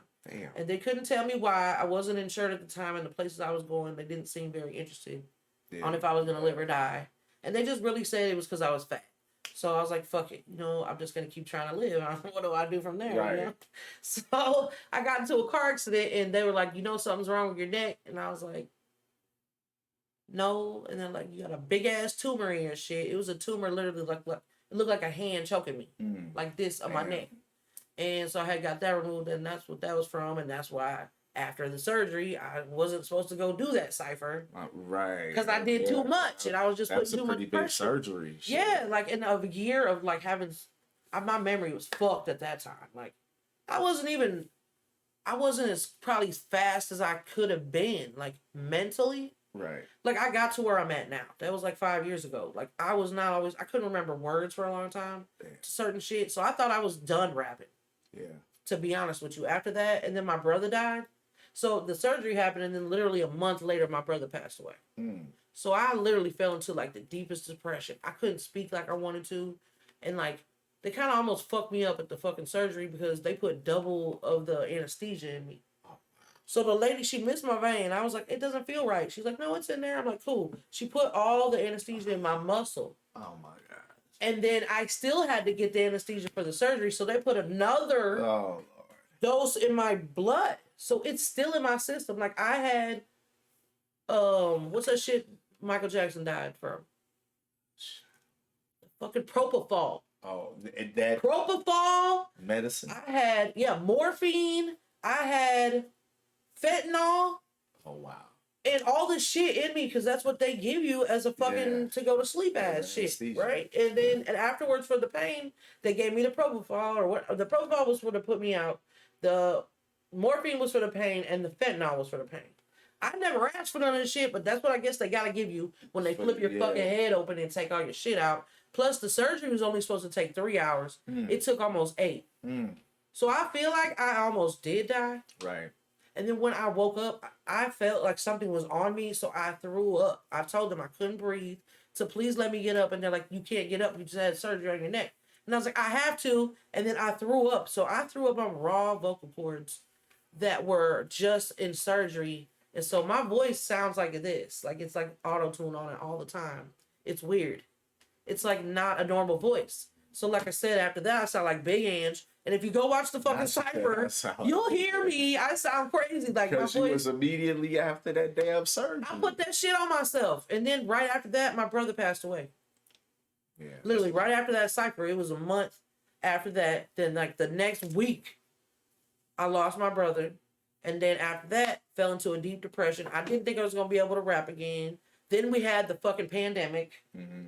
Like it was just so much shit year after year. But that's what told me, like, when I did Smoking Spicy, I don't give a fuck what else happens. I gotta go hard for this right now. And if I don't make it, then I'm just gonna chill out for a while. I'm never gonna stop, but I'm just gonna not make it my priority. But I went hard for it, and it did numbers. And hella people fuck with me off Smoking Spicy, bro. Like Smoking Spicy is definitely in my stream rotation. I know. You know what? That's literally what, I don't know how I can hold to it. Or so I don't remember how I got on to whatever you was doing, man. But I was like, he playing my music. How the fuck I'm not? I was like, ain't no way. And that made me just instantly be like, I fuck with you. Anybody who just support me, and I don't even really like, and I'm definitely not support you because I wasn't even like friends You with didn't you on even know. Facebook. Yeah. I wasn't aware. No, you weren't aware. Like, you know what I'm saying? No, There's a lot of St. Louis that I'm not aware that are still fans of mine, but I would love to support back. And then there's a lot of people too with me. Like, I was out here doing so much stuff as Oli Versus that, like, Adam Murphy, shout out to Adam Murphy. Adam Murphy, he was like, man, I heard of you, but I didn't know from where. I knew you from music. It wasn't the video game and stuff. And it's like, I was doing so much music stuff back in the day, but then, a lot of stuff happened and I just prioritized other things over that. Because it really does take a team. It takes having your business in order. More than anything, it takes having your business in order. Yep. But at the time, I was really trying to develop a team, trying to show people what was possible, and people wasn't really seeing the vision. I'm big on seeing the vision. Yeah. You know what I'm saying? Again, shout out to my sponsor because you seeing the vision from the jump. Facts. You know what I'm saying? So I really appreciate that. Shout out to my sponsor, Bud Talk STL, once again. But like, I really was big on the vision, and I just understood a lot of things. So it was like, you gotta prioritize what we doing over that. But you was talking about smoking spicy. So let's get to that. We got it queued up here so we can check it out. We've watched the video before on the stream. I know you have. And again, thank you. That's how I even hip to you because you the truth. No doubt. I did this shit like thinking of something what my brother would fuck with. He loved to smoke weed. And I know he up there, he was proud. My sister was like, your brother's so proud. Now, so how did you get to the point of having Rocky Maverick on this track? I think it's the perfect selection for this song, actually. Yeah, I fuck with bro. First off, shout out to him and his wife. But my girl Kells Ali is she was like kind of doing, I don't know, she's learning to put shows together for him. But that's how I kind of heard of his last project before he did this with me. He had a whole little like showcase. Don't get stir fried clown. Can you link it up with me? I had already seen him on the stage. Okay. So words over action, Nipsey move, hustle and motivate. Marathon mixed with the runs. The smoke permeate. Too many y'all really not watching your homie play. Outfit and hope. Shout out Roman Jenkins. Goonies riding with ready to knock your mans out. Now who shot the video? The video was by I'm slept on like Kung Lao. Probably got a hit with your hit man. I'm the shit man. Wild West tip. Shoot from the hit man. Singing like the beach whole time. It's some quicksand. Leaning like a kickstand. Big like fortune cookie. Turn it down. Turn it down. Yeah, this video got like 37 going on 38,000 views. And it's just what, about a year old now. About a year and a half now. It's a dope video and vision. I like the fact that you had the fan, the Asian fan, and y'all was smoking with chopsticks and shit like that. I thought all that shit was dope. Shout out to me. And she's definitely shot it out looking on. The white on. Okay. So where did you record this at? Did you? Yeah, but right here. Yeah. No, I'm saying like where'd you record the song at? Sawhorse Studio. It's one of my favorite experiences.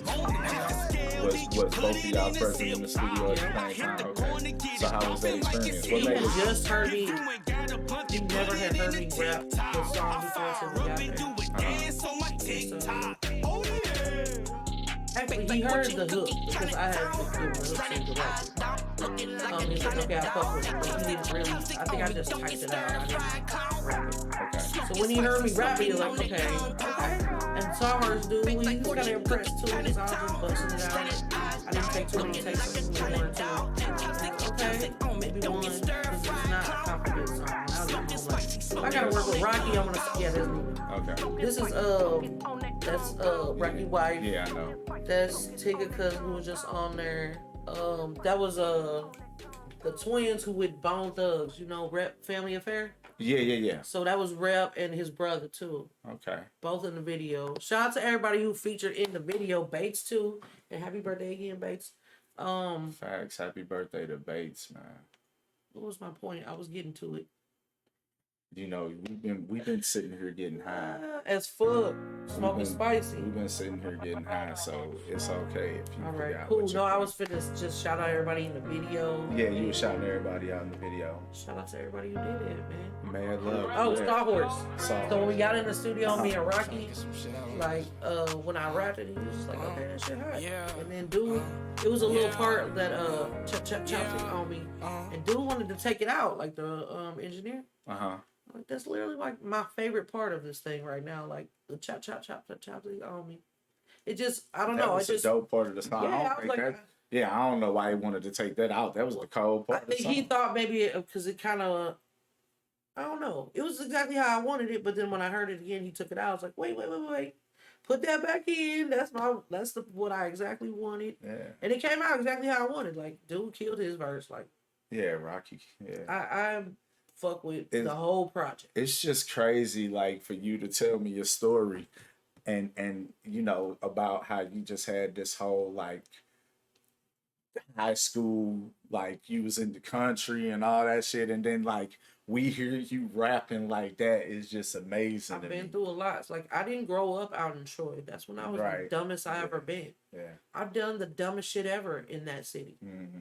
I didn't know shit. I wanted to be accepted and liked, so you know what that means when you're a girl in high school. Well, I don't know what that means. I'm just saying. I don't know what that means when you're a very nice girl in high school. Hold on. You don't. Let me just be clear. I'm just saying, you want to be loved as a human being, especially as a girl gets emotional in high school. That was me. I was tripping a couple times. I'll take accountability. We don't got to go into it. But look, I grew above that shit. But, like, damn it, I had a point.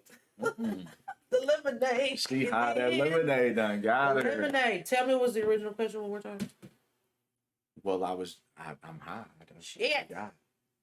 What was the original question, chat? Somebody tell us. What was I just say? Chat, help me, please. We was talking about smoking spicy shit. And you was in high school and. Damn it, man. I was just saying I wasn't the same me as I am now, but you wasn't the same you as you. I was saying that. Oh no, I said I didn't grow up, so I didn't grow up then. I was like, I was literally like. So sometimes I think we stuck at the age of our trauma. That is the truth. That's what the I was 4. Therapists say. For real. Like I was a 4-year-old when my trauma started. So I don't know if it stopped when I ended when I was 7, but either way, that's a very immature age. Yeah. I did have a very immature way. I was naive. Mm-hmm. I would believe shit. People, I would like think they were like me. Mm-hmm. And so they get you into some fucked up situation. Like people even want to jump you. Yeah. Weird shit like that. You like, damn, I just was trying to be cool and have some friends. What the fuck did I get myself into? Thank God it didn't really happen. Like I got in trouble one time. I didn't realize, and this is how I said, I didn't grow up until I ran away from home, ended up on the west side. Okay. The west side. The best side, baby.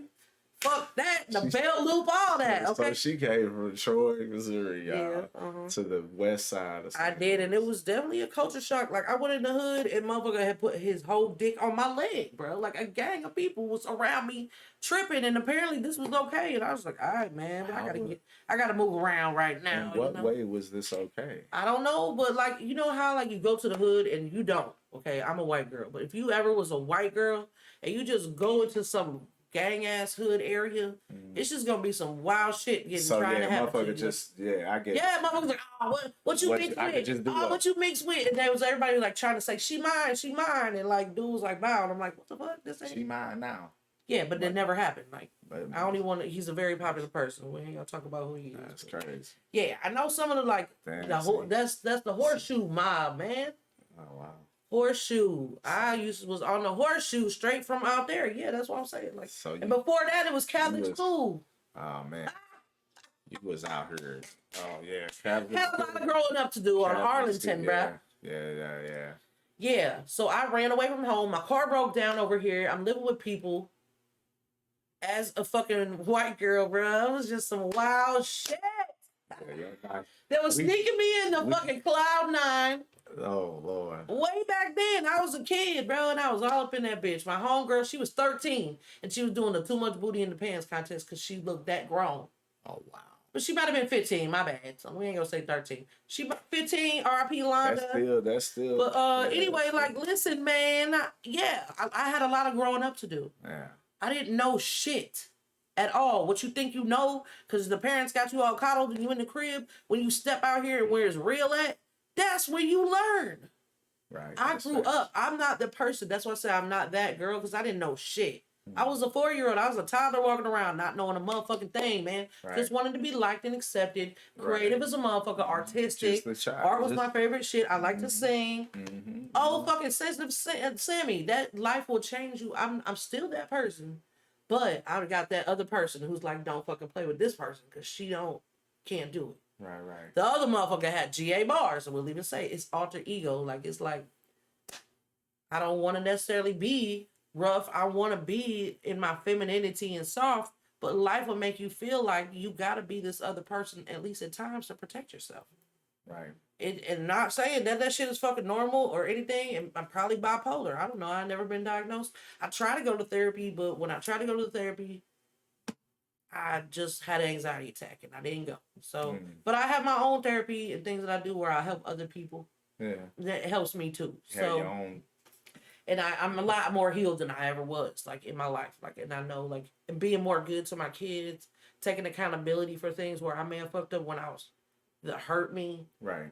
Like, you know what I'm saying? All that ties in together, and along with my music too. Like, it's all together. Like, and like I said, like, I just want to be the best person I can be and motivate other people to be that. And like, I almost died, and then I said, like, if music is gonna be, it's my love. So if I'm gonna dedicate more time to my love, I gotta see what's gonna happen if I go hard with Smoking Spice. That's what I did. Right.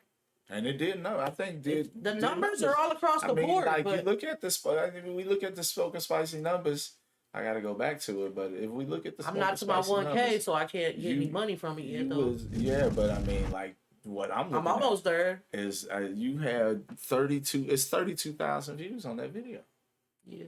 That's considerable amount of views on that video. So I mean, for that, I heard it's more about the comments, which there was 92, which is still really good. And then the comments, interacting is good too. And I had a lot of people fuck with me after that video, for real. Yeah. So I feel like, that's just 1 year ago. Yeah. So what's in store for 2024?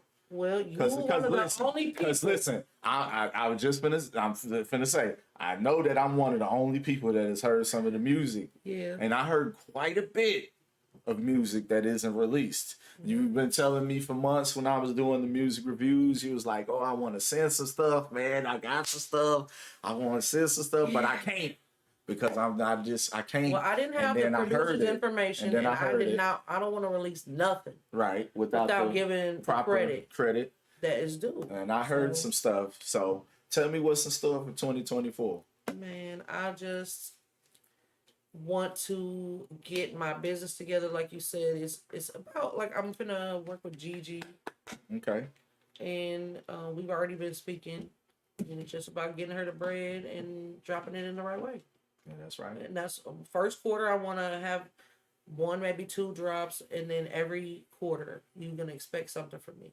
So we drop. I'm gonna have shit lined up. I'm not doing no albums because I'm not that popular yet. Understood. I am, but I'm not. I'm in the cusp. I feel like where I could just really go overnight if something catches the right person.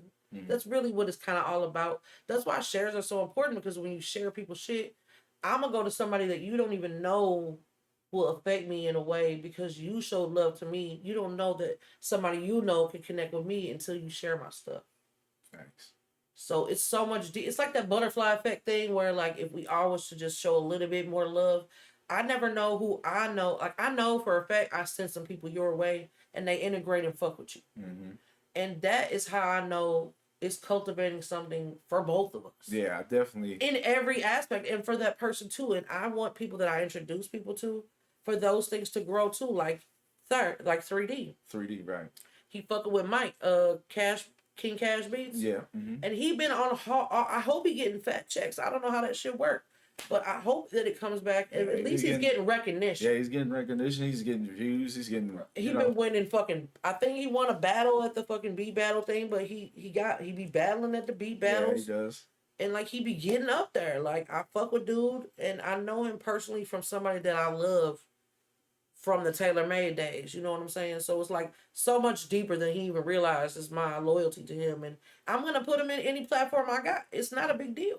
Yeah, thanks. Just like you. Like, I'm finna always, like, whatever they want to fuck with you on. If it's the Music Review Mondays, I don't know if you're still doing that. If it's just the interviews here with you. If it's the getting on your Twitch. If it's adding to your views. If it's anything, I hope it's something good for you. Because that's the type of shit that I want to cultivate, create with a certain group of individuals who's like super solid.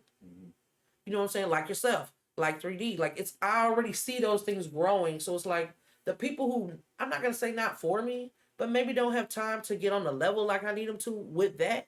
Right. The right people are coming though. So it's like it's 3, 4, 5 people now, and it's just going to keep getting bigger because it's a solid group of individuals. Yeah. So I feel like it's just like, literally just like an atom, just gonna keep on getting bigger and bigger till it's just as big as we want it or need it to be for all of us to be monetizing the way we need to. Right.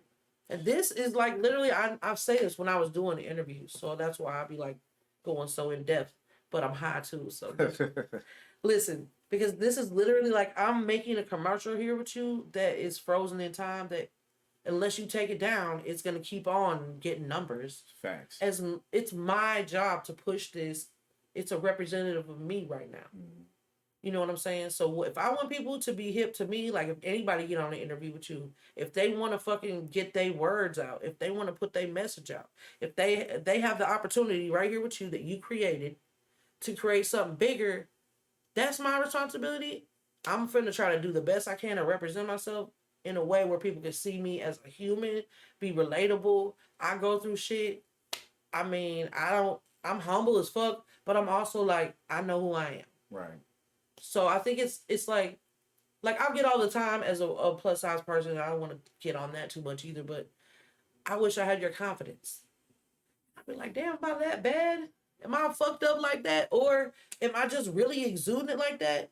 I don't know, but I take it as a compliment because like, yeah, I don't have nothing else but what I got right now. So I'm not finna be ashamed of it. Like, my daughter told me, Mom, once you just accept who you are, own that, and wear what the hell you want to wear. And ever since then, I've never not getting complicated. Complimented on shit, and they'll be like, wow, like, what's up with you? I'm like, I don't know, man. It's just, I want to be a vibe that's different and rare and push that on to everybody else. And that's what I'm doing here with you. And I appreciate the opportunity, like, more than you know. I appreciate your comments. To, you know, to me, show a motherfucker my heart. Because as an artist, that's really what we got. Like, my music is one thing, but that's what I want to do. Like, 2024, my goal, keep on multiplying with Yang right here. Because he's solid as fuck. I appreciate great dads. And I didn't even get to touch on the mental health thing like I wanted. Because we was like skating on to the next one. That was probably me. But the 70% of suicide thing for men, like, let's have more grace for our men. I heard. Please.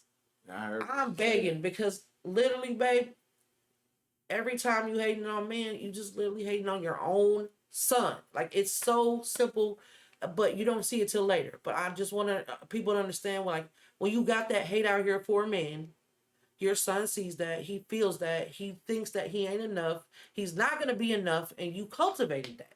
Like, let's take some responsibility for our words because they're so powerful, like ladies and men. Because the men, they kind of, I've heard men fuck a young man's head up too. Facts. Just because you want to play with a Barbie, that means you calling this man all this shit. Now you think he gay, possibly because he wanted to play with a Barbie, baby. That's all he had at the time. I mean, like, I'm playing whatever I got at the time, bro. My kids can do whatever they want. Kids be playing with toys. Like, I don't give a. In this world we living in, everybody gay, bro. Like, everybody a little bit gay. It's my son be playing with, when my daughter got her Barbie shit out, he be over there fucking with his hands with the Barbie shit. He be all on the Barbie house. He don't necessarily get into the Barbies, but it is what it is. If he's like, hey, if he's like, hey, and like, what the fuck he supposed to do? Yeah, you know what I'm saying? All the toys together. Like, but people be making shit a big deal. People make a lot of things. Well, it was for me. Fuck the toys. It's like if the love that I show my son, my father would have called me a punk. Like the way my son come. Why you being a sissy with that boy? My son come to me and be like, I want a hug. You know what I'm saying? Or before bed, I want a hug and kiss. You know what I'm saying? When I kiss him on his head, you know, but if I did those things with my dad, he would have been like, "Why you being a punk?" You know what I'm saying? Mental health. It's crazy. We don't but even it's true. understand like that. They've done studies, and people need at least 3 hugs a day to be okay. Yeah, hugs is important. And more than that, to thrive. Yeah. Hugs are important, and it's been like a thing associated hugs and with cuddling. bad. Like those things, touching your kids in a good way is so necessary. Like massage, fucking hugs, anything good physically with the kid, where you just like, you know what, I love you. Like hold their hand, rub their hand a little bit. Yeah. From a parent, it's okay. You know what I'm saying? My kids be wanting to listen. My kids be wanting so many. My kids be wanting so many hugs and kisses and wanting to be right here by me when I'm doing whatever it is I'm doing right here. Again, and shout out to y'all. Listen, they do that so much that I be annoyed. I ain't even gonna lie, but. It's on how many times I'm gonna tell them, hey man, go in the room, because they want to be right here. They really ain't doing them. They just playing and stuff. But it's like, you know, it's, I get it as a parent. As a parent, it's like I just need time. That's why when they be at school in the daytime, it'd be great. Yeah. All right, so we done talked a lot. I appreciate you. Mad love again for coming through. Listen, I know you ain't much of a gamer, but do you wanna try? Let's get it. She said she like. I was a very big gamer. She liked Mortal Kombat. Yeah. And she was a very big gamer at one point. Yeah. But she gave the game to the kids. You can't be a gamer and a rapper and a mom and work, and it's just too much. That's why I let them do the gaming. Not saying I won't, but I play Overcooked with them. I get down on it. I'm gonna be real with you. If it wasn't for all of this stuff that I do, I probably wouldn't even play the game anymore. I sat here with Sugar Grits one day and I straight up told her, I said, I can't keep on playing the game if I don't stream it. I just don't think it makes sense. Man. And she been down with me. Man, listen, shout out to Sugar Grits because she been right here like the whole time, you know what I'm saying, by my side. Big shout out. She don't judge me because I love to play the game or like put the hours in or whatever the fuck it is that I've been doing with everything that I've been doing and everything that I've been doing for all these years, for everybody that has been watching. I was thinking about y'all earlier today. Everybody that been watching since I was just making YouTube videos and I was fucking just streaming from the PlayStation 4 with a PlayStation 4 camera and making videos with the iPhone that I still got right now. I'll probably never get rid of this iPhone because this is the iPhone I made our first videos with and everything. So like for everybody that been watching since way back then, mad love to y'all and everybody that's been watching as of late. I appreciate y'all. Everybody that watches, period, I appreciate y'all. We gonna check this game out. Look, that's your controller right there. All right. Let me see here. Hey, I got this lotion from this kid, man. Like a young man. It's called Crafts by TJ. It's a lotion? Here, yep. I show it to the camera real good. You said Crafts by TJ. Okay. It's a lotion. That shit work good as hell. I'm gonna put his Hey, I ain't gonna lie to you. The label is kind of nice. I like that. It's called Vanilla Baby. It's a vanilla. It's lotion. That shit smell good as hell, man. I'm telling you. Like I put it on earlier. That shit smell hella good. You're welcome to use it. Hey, I don't use lotion very much, but I'm gonna show it to the camera. It look like some cream and shit. It look like something you could eat. I look like I need to get a spoon. It look like some cheesecake, but it do. I was like, why is this shit chunky? But it's really amazing. You want to use it? You definitely can. All right. Look, I'm gonna take a little bitty dab of it off the lid. I ain't a big lotion. Yeah, a little bit goes a long way, so you'll be fine. But I'm gonna take a little bitty dab of it and just rub it on the top of my hand right here. I like the way it smells. It's pretty good. It's a lotion, but it's more like a cream. Yeah, it's like I think shea butter is what it is. Yeah, it look like it feel like a shea butter base. You need that type of shit in the winter. Is he on Instagram or Facebook? He on Instagram. Okay, and it's just that Crafts by TJ. Yep. Check him out on Instagram, man. We over here plugging shit right now. Crafts with a Z, CRAFTZ by TJ. Y'all heard it right there. It's gonna be on my story if you following GA Barz 314. Make sure y'all go follow her on Instagram as well, and TikTok. Same. Make sure y'all go stream her music on all your favorite platforms. Yeah. Press the PlayStation button for me, and then go to the guest one. You see the guest one with the music notes. I did that for y'all, man, with the music notes and stuff like that. All right, we're going to get a couple games in on this Mortal Kombat. Actually, what I'm going to do is I'm going to back out and I'm going to let you be on that side and I'm going to be on this side. You know what I'm saying? Like on that side of the screen. Oh, okay. Since you over there. And then so I don't get confused because I am high as hell. That lemonade kicked in though, right? That lemonade is good. Can I player 2? No, they got me at player 1. Yeah, they got you at player 2. I thought I could switch sides. Well, I guess I can't. It's okay. I got confused. I was like, all right, well, all right, now I see you over there. All right. So you go ahead. I'm a try. I haven't really played. I ain't been playing this. So you got that at least. I'm gonna try. My kids don't like this game. I just like this game. And you got to pick a cameo character to help you out. Cameo character. So we're gonna do a quick 3 out of 5, I guess. So maybe a 2 out of 3. What you want to do? 2 out of 3? That's fine. Okay, we'll do a 2 out of 3.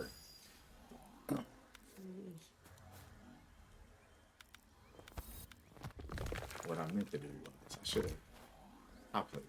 I should have got a reptile. Ooh, I should play with Kung Lao because I talked about him in my rap. Yeah. Yeah, you did. Yeah. I was nobody like, pick him, so I got to, man. I love a good video game bar.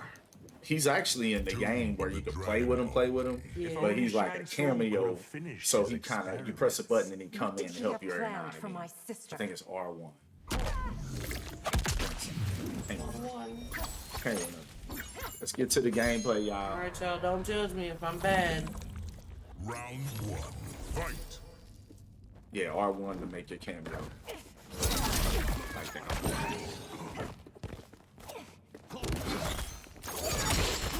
Oh, there go a move.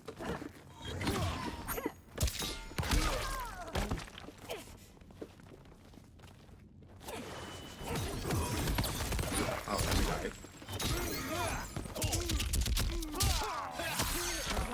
Wow, right there.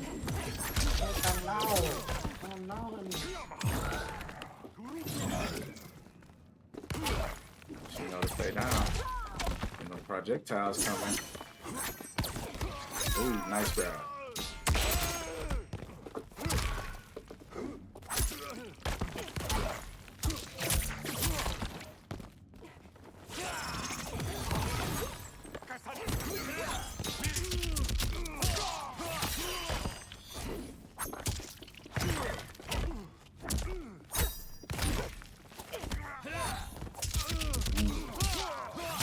Using that cameo well, right? I know, I'm gonna chill out. I don't like when people do that too much. You gotta do what you gotta do. I don't know what my cameo already do. So I also I don't want to find out.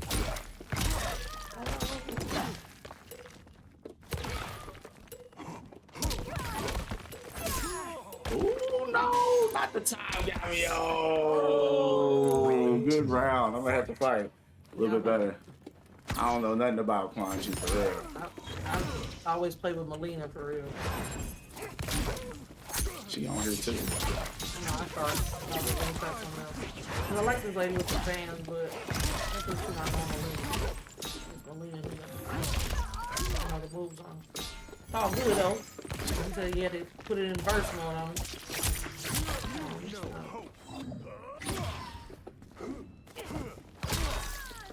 She was playing too well, y'all. I had to get my bearings together. Uh-oh. Them grabs hurt.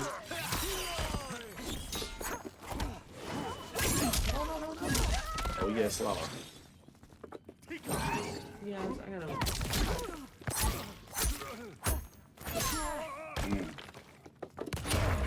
Woo! Had to bring the dead back. Final round. Final round. Let's go. 1-1 in the round. Let's get it.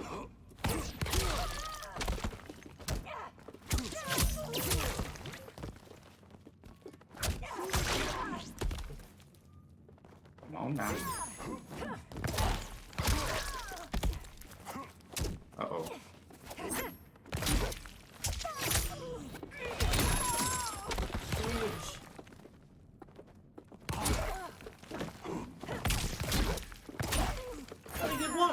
Shit. Don't turtle now. You gotta fight.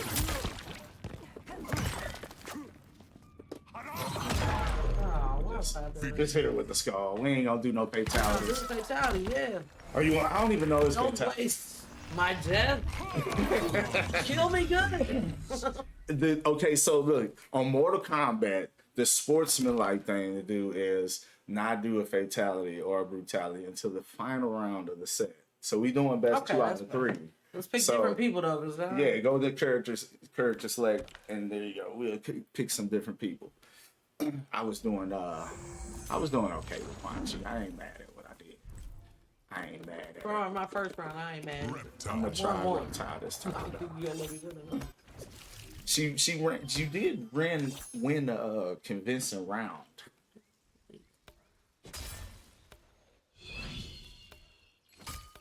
I wanna play with nobody new, but I haven't seen all these people.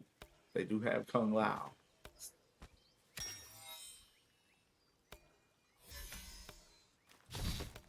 They got some heavy hitters on here. Tell her Liu Kang easy. Liu Kang is easy. Scorpion. She going Scorpion. All right, I'm gonna leave. I'm gonna keep Kung Lao. Chameleon. I feel He like came through a Reptile. nice amount of times for me, so Reptile, he did come through for you a lot. I gotta make sure. He said, "I heard you on that song." Now Yeah. I got you in real life. Now. He did come through. They were sleeping on me now. I'm getting played now. All right, you gotta win this one. I have to. You have to win. This is a much win situation.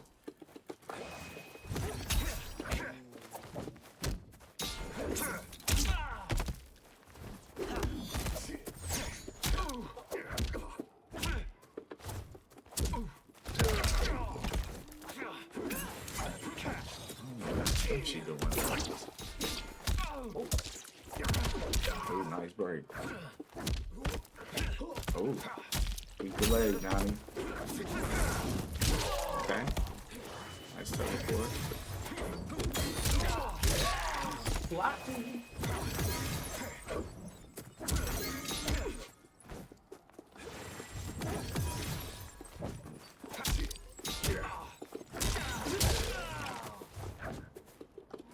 Dragon Ball Z,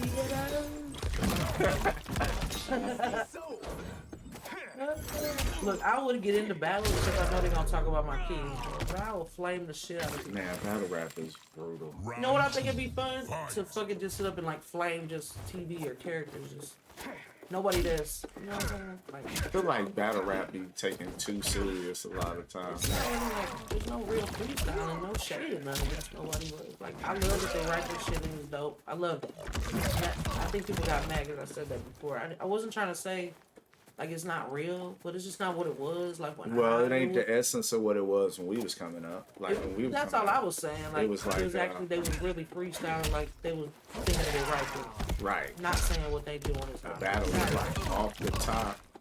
It wasn't scripted. Oh, look. That was decent. I got saved somehow. Whatever that stuff is, dude. Oh, those are, nope, don't do that. Those are,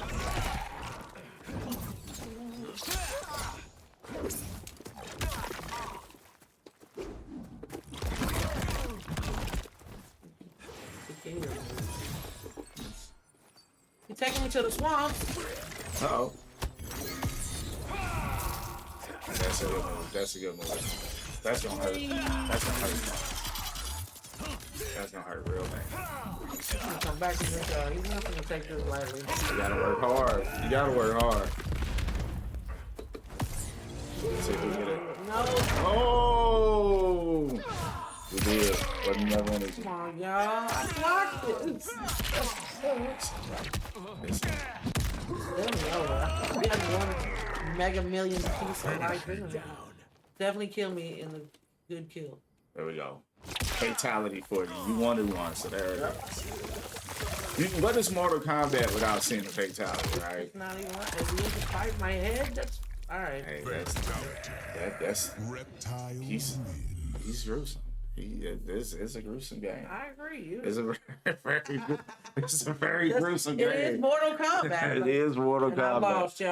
I'm glad I won one round. Hey, she did get the round though. If Listen, I got one round, that was a win for me. hey, That's some my people, only goal for the day. Some people don't even get a round. I ain't even gonna lie to you. So getting a round is a good goal. And I'm Like, so it's a out lot of practice. Like, I swear, if I knew that game, I could have got on them. Sugar Grits gives me I a haven't round for played- my money, and she gets around sometimes. She be happy with that.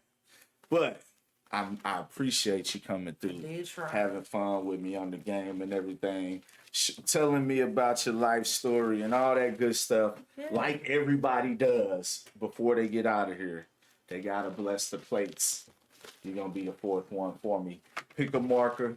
We got some metallic ones here I like too. the purple one. Okay, you like the purple? All right, look. Purple's my favorite. Wherever you want to hit it up for me. You choose a spot. Everybody been kind of keeping it in the same perimeter. Wherever you want to be at. Dare to be different if you like. Mad love again to GA Barz. I appreciate everybody who tuned in today. Shout out to my sponsor. We're going to have to do this again. I'm down. I'm definitely ready for the new music. Yeah, I definitely want. I want to fuck with you on the drops. And everything like that. So soon we're going to have to work together. And get some things done. Yeah, 2024 going up. I want to have a song with you. Like that. You want a song with Oli?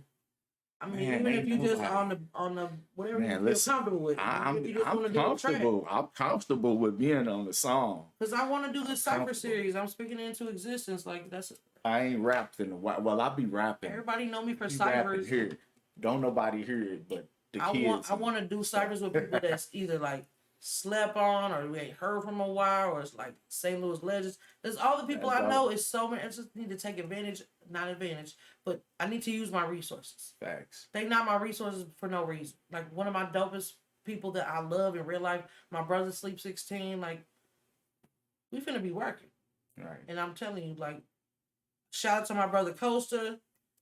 GA Barz in the middle. Oh man, look at with a heart too. That's mad love I right fuck there. with Look at y'all. that. GA Barz. Listen, look at that. Man, Another one in the shout books. out to everybody who fuck with me in real life. Costa, I love you, bro. Hey, shout out to my sister, Creative Collectibles. Tigga, she about to have her baby. Bates, it's her birthday. Can't wait to kick it with my sis for her birthday. And I'm gonna be calling you in a second. And my kids, shout out to them. They probably ain't gonna watch this because they be super disconnected. They ain't on no social media for real and none. Which I'm like, that was a win for me. In my opinion, Yeah. like if my kids is That disconnected, is the win. Like, if they they got real life shit going on. Like if they ain't on social media and involved with that bullshit, then they are good. They I do feel their little like that. dabbling and dabbling. I think everybody got a Snapchat, but A little bit. we keep track of each other on the map. Like we the only ones who know each other's location. So yeah. But I appreciate you having me on, man. No doubt. Hey, I feel like you're a always legend supporting. in the city, so I definitely had to have you on here. And just hearing your story, it's amazing. So listen, I'm glad that you came through and had some fun with me, gave me some stories, Yeah. told me just a little bit about yourself. Because, Hey, I know we could sit here for hours For and real. hours and hours. For real. So mad love again, the GA Barz. Thank you. Live in the living room with Oli Versus. We out of here. We'll catch y'all next time. Hey. Peace. Love y'all. Ooh, I'm entitled.